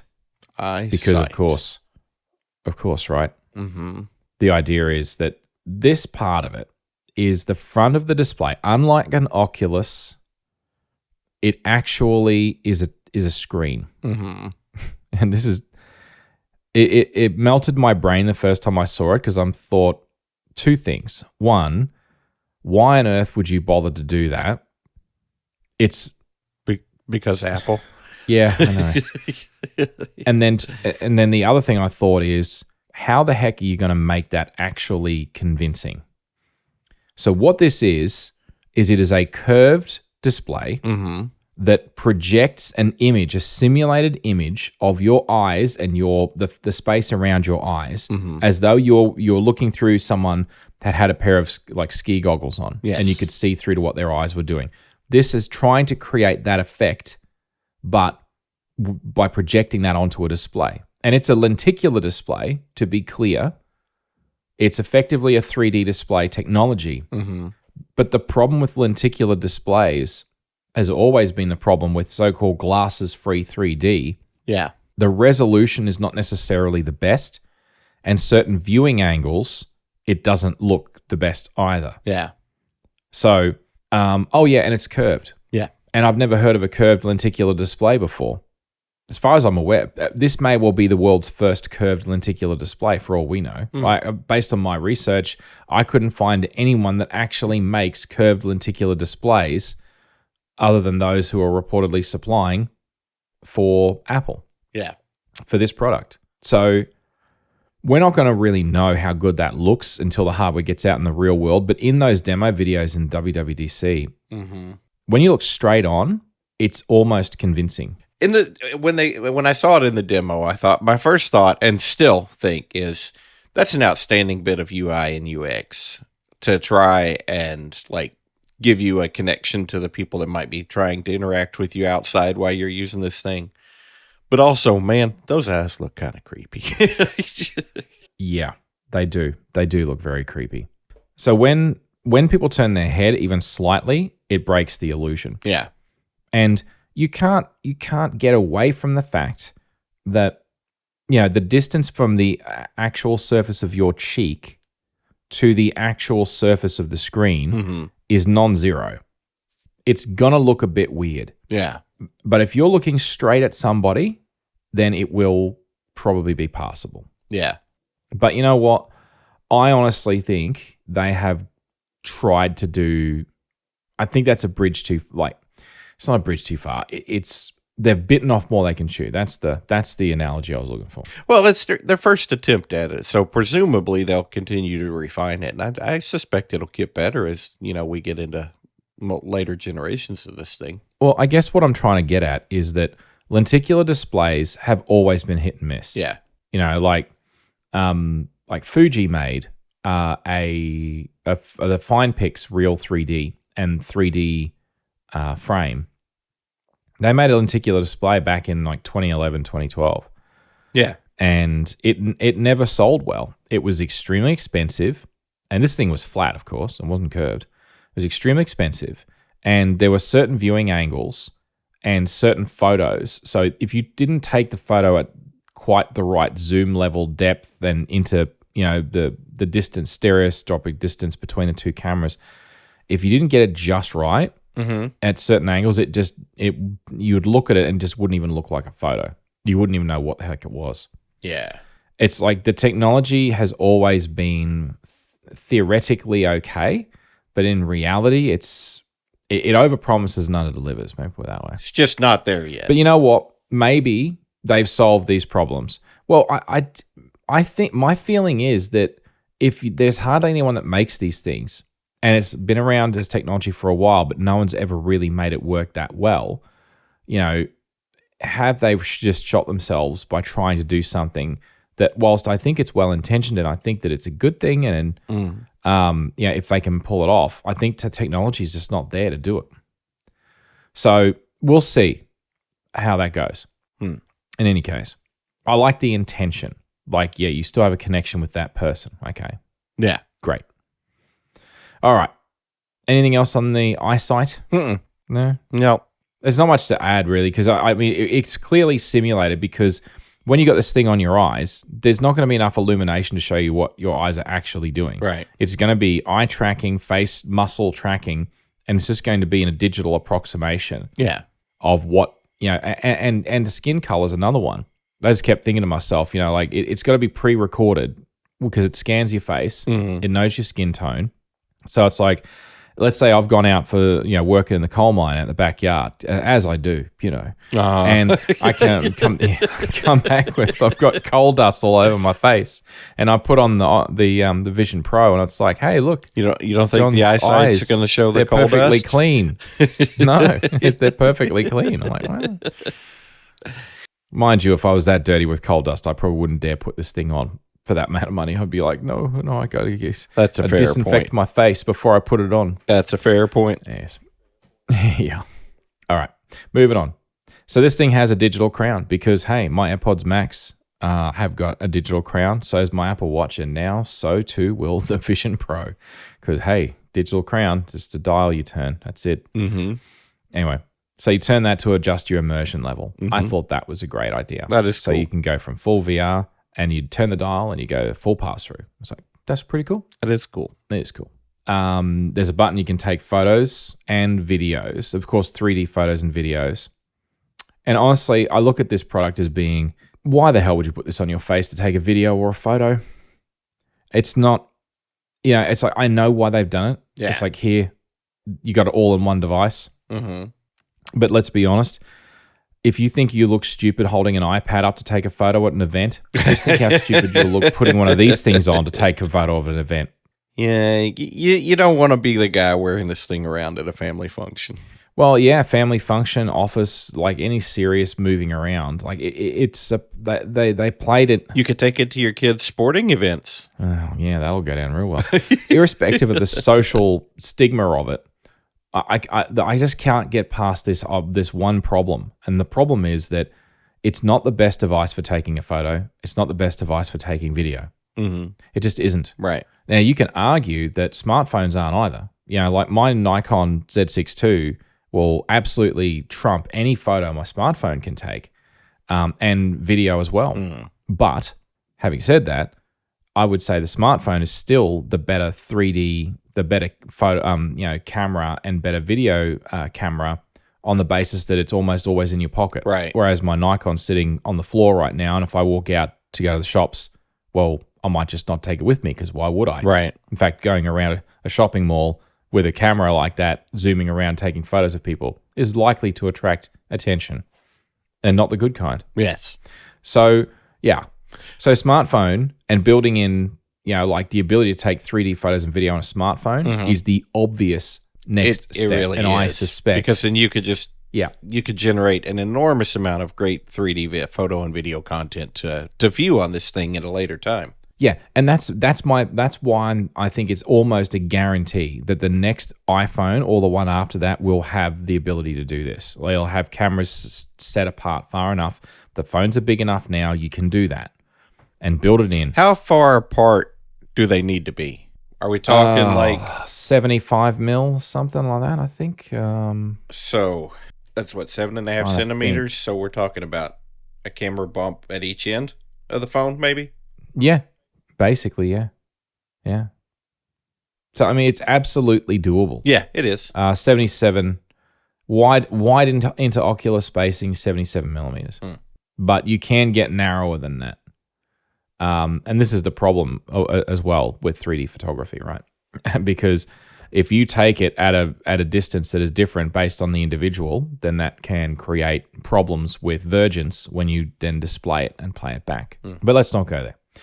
The point is that if you don't do that with these other products, you will struggle to get enough personal content for people to ever make use of it. Right. So you have to do it, in my opinion. We'll see let's see if I'm right or wrong. We're going to find out in a few months. Yeah, hopefully a few All months. Right. Sometime in 2024. Well, if not, it'll be 2024. But if Apple was smart, they would be doing it now. Yeah. Get millions of iPhones that can take 3D video and photos into people's hands to make them want the Apple Vision Pro. And then, yeah, that's what I was going to say. You can make them want it because they will already have tons of content for it when they get it. And there's a whole bunch of different formats as well for 3D photos and video. So the next thing I expect that they'll do is they'll start saying, well, in the latest version of this, it's got support for this particular Apple format, HEIC 3D or something. Yeah. That'll be next. But anyway, look, we'll see. We'll see what they do. I could be wrong, but we'll see. All right. I want to keep moving. Okay. We finally get to talk about lag. Yes. Apple are quoting 12 milliseconds. But again, from what to what, with what, and how? Yeah. I don't know. They don't say. Now, I'm going to assume, educated guess. That's a pretty amazing number compared to what you were talking about on those other devices, though. Oh, yeah. It should be extremely good. But, I may still get motion sick for different reasons. What if my motion sickness is driven by VAC? Potentially. I don't know. We'll find out. Probably. Anyway, so I'm going to guess that lag is probably the video pass-through lag. Yeah. But, but without a unit to test, we don't really know. We're never going to know. Yeah. All right. So there's a price tag on this thing is... There is. Actually, it's $3,499, I think. $3,500, isn't it? Yeah. And the thing is, you can't wear this thing with glasses. Nope. So Apple's solution, in air quotes, is you have to go to well, either you go to the Apple store, they'll put your glasses in one of those optometrists things that shines lasers through and checks your focal points and says, right, this is your script, and it'll tell you your script, and then they'll sell you some Zeiss magnetically attachable lenses for your headset to customize it to you. It's still early days. I don't know if that's going to work because I have progressive lenses, so I don't know whether or not that'll work with progressives or not. I don't know if I even need progressives, for that matter, in this environment, because it's quite possible that if you have that, maybe there's a way of modifying that in the software, or there's different viewing depths. That's what I've been wondering about. If they couldn't accommodate some of the vision issues with, like your prescription vision issues, I wonder if they could make software adjustments for that too. Like you enter your prescription into the device in a setup, and there's certain accommodations they can make for it in software. Well, I mean, I'm thinking more like you could set up limits so that, let's say your vision is fine so long as things are up close. Well, you could have a corrective lens that handles your improvements to your up close vision, and up to a certain distance is fine. But the long distance vision, it'll simply like say, well, no, you can't go, and you can't put a window virtually too far away from you because you won't be able to see it. Yeah. Or you could just do that yourself manually. Look, I don't know. It's not something I've ever had to think about before because I've always just put glasses on. I did put contact lenses on once, but I didn't actually like that for some reason.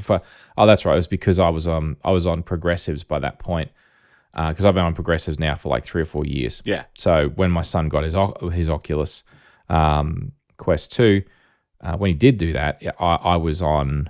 I still had my single focal point contact lenses because, believe me, I've tried bifocal contacts and they are bizarre. Don't ask. Anyway, all right. So, so the software angle on this, I want to talk about. Okay. Is Apple is not pitching this as a full immersion product. Yes, you can do it. Yes, you can watch videos. You can look at photos and panoramas and so on and so forth. But they didn't show any games. No. They didn't show not at all. Because of course Apple games don't whatever. That's what they do. Games. What are those? I know, right? It's what everyone else plays. But people might want to play a game on this. Yeah, I know. It's crazy. Anyway, so I suppose my problem is that, what my problem? Their pitch is very, very different from most of the other manufacturers. Maybe the exception of the HoloLens, but to an extent. But if you compare the interface and how the quality and the smoothness of it compared to a HoloLens, it's chalk and cheese. Yeah. So the Apple interface is so much smoother, so much more refined. It's just, Anyway. Now, again, they say, these videos were captured from, the headset. I'm sure they never nipped and tucked a single damn pixel, right? I'm sure it's just picture perfect, right? Of course. Sure it is. Yeah.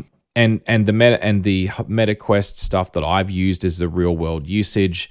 The HoloLens is real world video of someone using it that I was looking at on YouTube. I suspect that this is going to have some jerkiness, some lagginess from time to time. Like you'll load an application, it'll slow it down, and then you'll turn your head, and then the whole world will just freeze in front of you just for a split second, and it's going to be really annoying.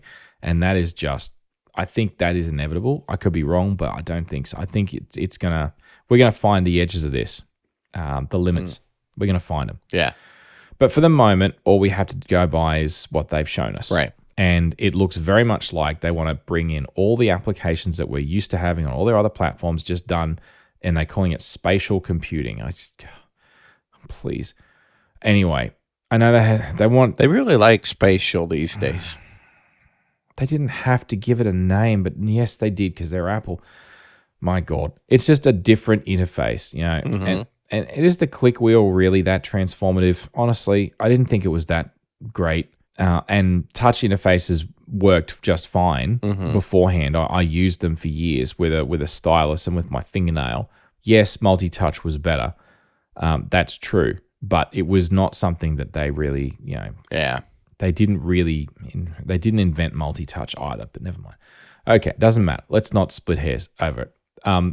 The point is that this is a device that you can walk up to with a physical keyboard and on Apple keyboard, of course, Bluetooth, whatever. You can sit down and use it, and you don't need screens. You could use the headset as the screens, and you can type in with a keyboard. Right. And you could use a mouse, presumably, with it within the bounds of the virtual screen in front of you. Correct. Now, that's actually a very interesting prospect because you could have a massive screen projected in front of you, multiple large screens in a virtual world, and you no longer have to get a Pro Display XDR or a 5K studio display. You can't just put that in you can put the headset. It's not tiny, but you could actually carry that in the bag. It's problematic. Carrying a 5K or 8 or 6K display in a bag. I think saying it's problematic is putting it a little mild. I don't know. You've seen those 27-inch iMac backpack things? I have. Yeah, Scott and I were actually messaging during the keynote when they were demoing this aspect of it, and I had mentioned to him, like, my current plan is when this 27-inch iMac dies, I don't think I'm going to replace it. I think I'm just going to grab a studio display. Hopefully they're on a version 2 by then. Yeah. And fair enough. When we were watching this thing, I was like, if the price is right on this thing, maybe I'd just buy one of these instead of a studio display, because then I could just take my large second screen anywhere I went. Yeah. And then as the presentation went on and they're revealing more and more of the tech that's in this thing, I'm like, no, that's not going to happen. This thing's probably going to cost at least $3,000. And sure enough. Yeah, it did. So the other thing about this is that all of the Oculuses have all had controllers. Well, this thing has no controllers. It is all hand tracking. Right. And what Apple has done that is different, as far as I can tell, from all of the other Oculuses that I've tried, I know that they do have hand tracking as an option, but they come with controllers. This thing doesn't. And you have to have your hands further out in front of you in order to use it. Yeah. The tracking is definitely better than it has been, but it's still not as good as how this looks.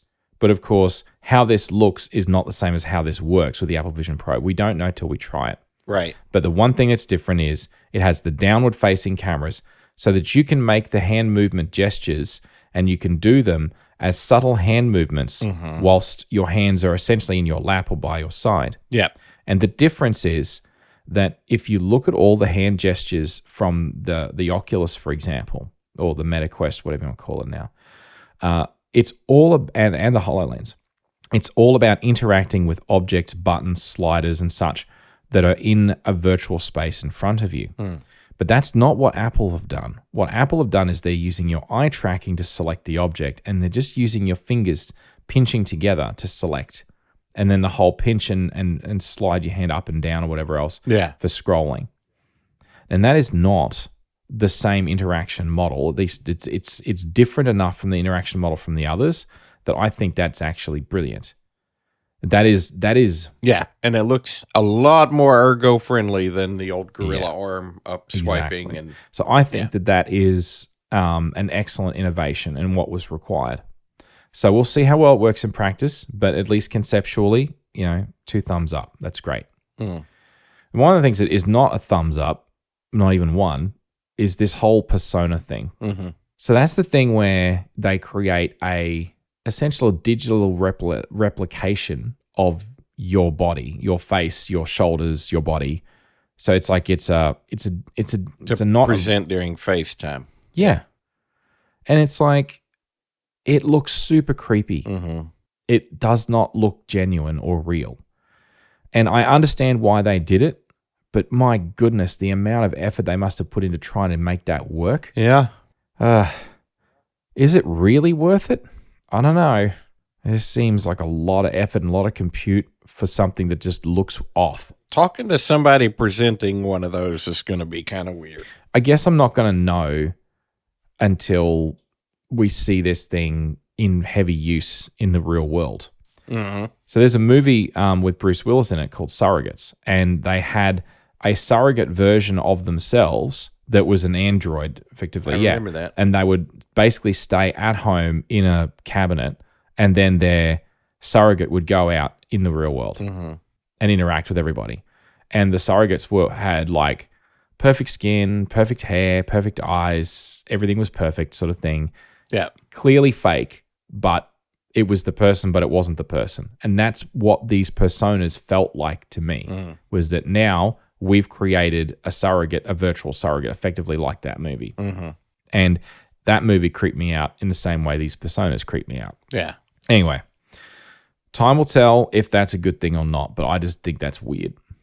Anyway, so honestly, I'm actually really excited about the Apple Vision Pro. I genuinely believe that I'm going to do something stupid and probably spend money on it. Yeah. Because I think that this is the future, and I think that it's been waiting for someone to try and have a crack at this that is not a hardcore gamer, that can see there are other applications. Oh yeah, and it's not going to be attached to just a hard hat.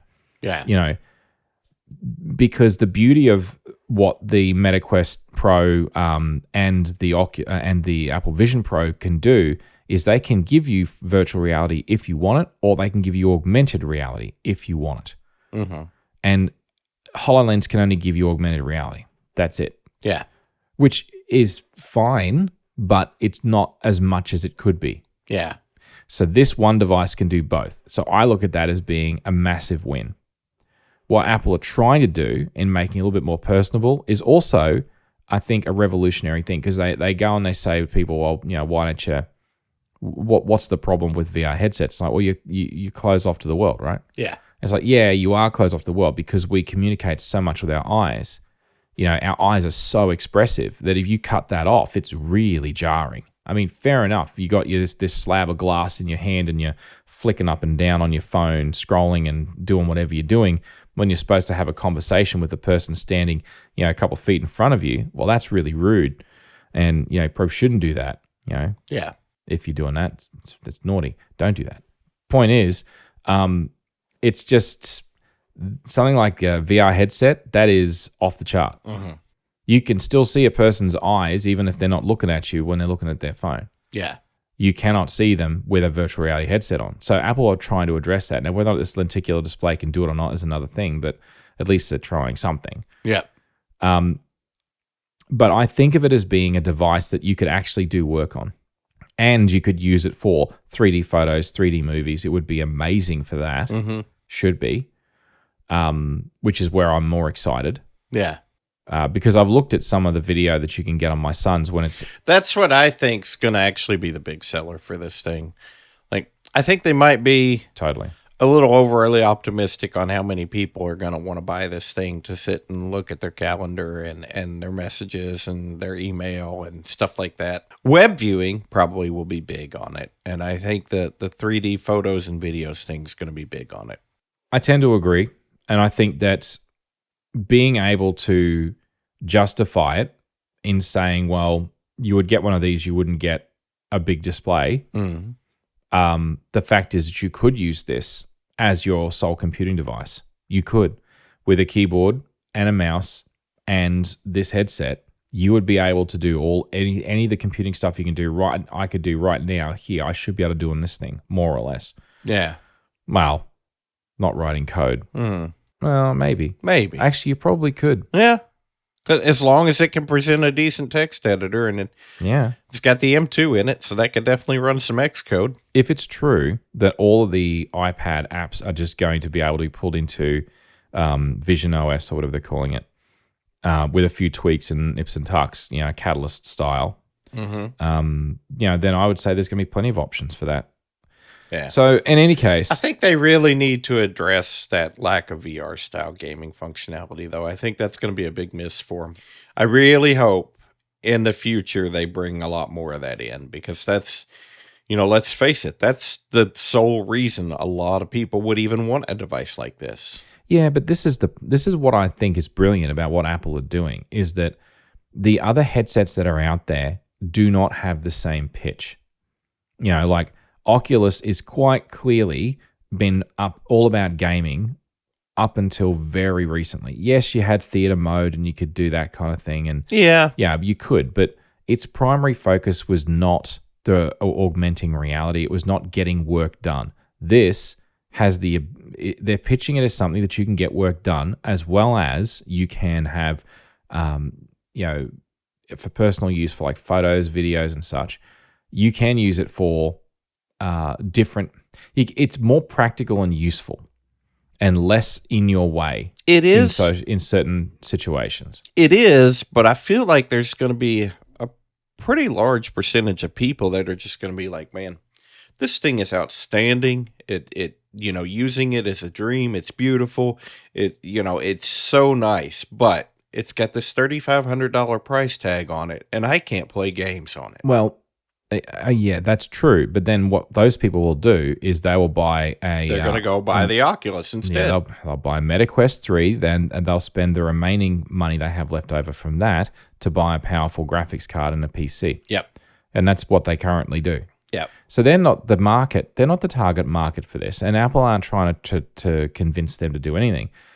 What I love about the Apple take on this is that it's like, here is an AR, VR headset. It is more personable than anything else that is out there.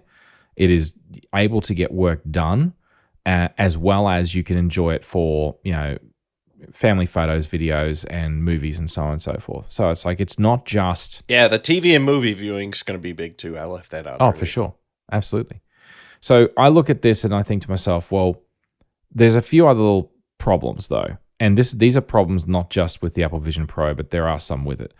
It comes with that dinky die weird looking battery pack, which only gives you 2 hours of usage. Of course, you can plug it into USB-C to keep it going, but then you're tethered, and that's okay. But I think there's going to be a boom in the really long USB-C cable market.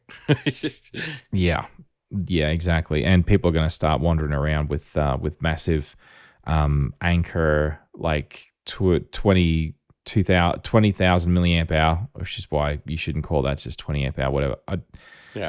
Battery packs in their hip pocket with a USB cable up to the other one in the other pocket. Doesn't matter. Right. Anyway. A daisy chain of them all in every pocket. Yes. Yeah. You know how you got those wallets weight with belt? No, that's my battery belt. Wallets with the chain? We're just going to start seeing USB-C cables dangle like that. Yeah, I was actually thinking more about like a diving belt, the weight belt. Yeah, it's not a weight belt. Those are my battery belt. Anyway, like 1960 style Batman's utility belt. Yeah, just like that. Yes. Yeah. Anyway, so there's that. But the other thing, and I alluded to this earlier on, so I did have another reason for bringing this up. That light shield, which will have to be custom fitted to your face as well. That's going to get very sweaty in summer. And I've used my son's headset at different points of the year. And I'm telling you, even in winter, that thing still makes my face sweat because there's no ventilation. Well, it's a computer strapped to your face, man. It's got to generate some heat. Well, it does. And the Apple Vision Pro, the people that use it said, yeah, it gets warm. There is a cooling fan in it, sure. But here's the thing. Were they clever enough, Apple, to ventilate the section between your eyes and the screen? Because if they haven't, it'll have the same problem that every other VR headset has got. And that is, it is an enclosed space. Your body will perspire, and that sweat will drip down and get absorbed by the light shield. Yeah. So it's going to be grungy after even moderate use all year round. Even if you're in air conditioning, it's still going to be a problem. Yeah. So I hope that they've been smart about it and they put some kind of a pass-through for fresh air to go through there. It may feel a bit weird, but I think it's better than the alternative. But anyway, in the summertime, no matter what you do, it's just going to be really hot and uncomfortable. And I think if you could choose to be in front of a fan, in front of a 4K display, you will pick that over putting this thing on your head. True.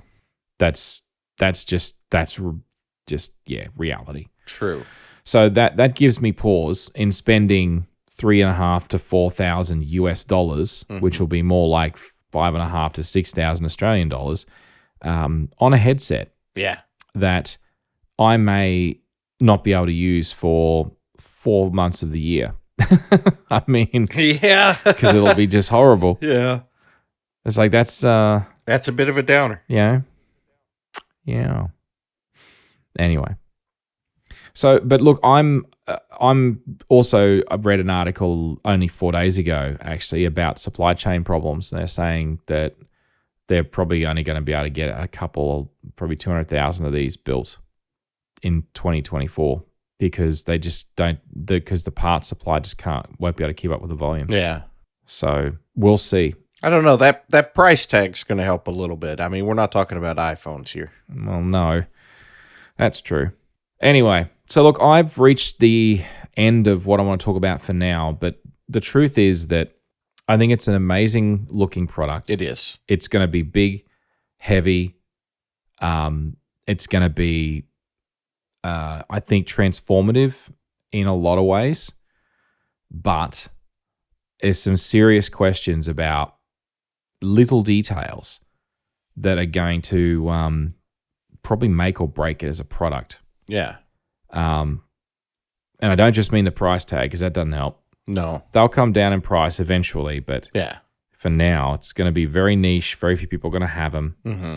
And it may be several years before we really know where Apple are going to take it. Yeah. But I would love to get my hands on one at some point. Yeah. And I think that if I do, I'd want to make sure I used it for a period of time and was comfortable with it before I bought one. Yeah. Wonder what the return rate's going to be on that. I suspect it'll be quite high. Yeah. Because people will spend that money. They'll come home. They'll try it at home for a few hours, get motion sick probably, and then say, no good. So that whole Apple return policy is going to get a good workout on these ones, I reckon. Yeah. I will say, like, especially like in contrast to a lot of the devices you covered on our history to get here, for their first step, their entry into this market, man, they're really knocking it out of the park. Yeah. Oh, definitely. It's quite clear to me that if you look at the release of timing of the Oculus in 2016, I reckon Apple have been working on this for probably since about then. I think Apple saw the potential. Maybe even longer. Possibly. Mm-hmm. I think that they saw the potential of where this is going and how this could be the most personal device that Apple's ever made. And I think that there is a huge potential if they can make it work. Yeah. But my concern is that I think that there's some aspects they've just bitten off more than they could chew. Like that lenticular display just worries me. Yeah. So we'll see. We'll see. I know that I applaud what they're trying to do. But can they do it? Can they pull it off? Not entirely sold. Yeah. Anyway, so when they do release it, there will be more to talk about. But until then, I don't know how much else there is to say. Yeah. Other than to speculate, and I don't like speculating because I think it's a waste of time. But that's all right. Mm-hmm. Any other thoughts on it before we wrap it up? No, I think you covered it pretty good. Cool. I mean, there's always more to say on some of the other display techs and stuff like that. So I don't intend to get one, but I look forward to hearing your take on it when you do. Well, you're making the assumption that I actually do that and do actually get one. I'm certain you will, John. I'm certain. It's a matter of time. Yeah. It's only a matter of whether it's 2 years or 10 years. But yeah, it'll happen. I think it'll be sooner than later. I think it's just a matter of like when you decide to sell a kidney or one of the children to pay for it, and you can convince the wife to go in. But I'm certain you will have one. Yeah, that's the difficult part. You're this enthusiastic about it. You're this enthusiastic about it now, and it's not even available yet. I'm sure you're going to want one. Well, the reality distortion field fades with time, and the financial. It does, but they have this marvelous way of renewing it at release time. Yeah, well, we'll see about that. Oh, dear. Anyway, if you want to talk more about this, you can reach me on the Fediverse at Chidgey at engineered.space or on the network at engnet at engineered.space. If you're enjoying Pragmatic and you want to support us and keep the show ad-free, you can by becoming a premium supporter. Just visit engineered.network/pragmatic to learn how you can help the show to continue to be made. Thank you.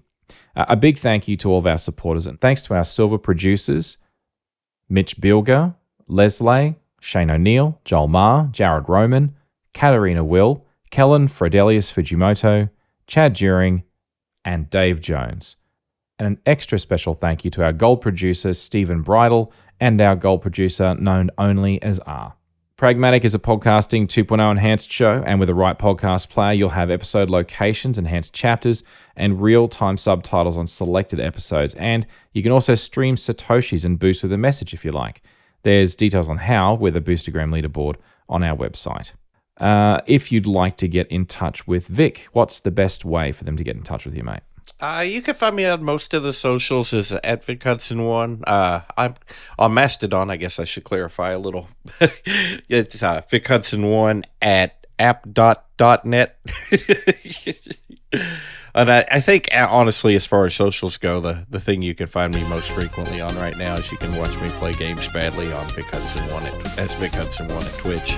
I haven't been paying the socials too much attention lately. Alrighty. Well, once again, a special thank you to all of our supporters, and a big thank you to everyone for listening. And as always, thanks so much for coming back on, Vic. It's always a pleasure. It is always a pleasure, John. Thanks for having me.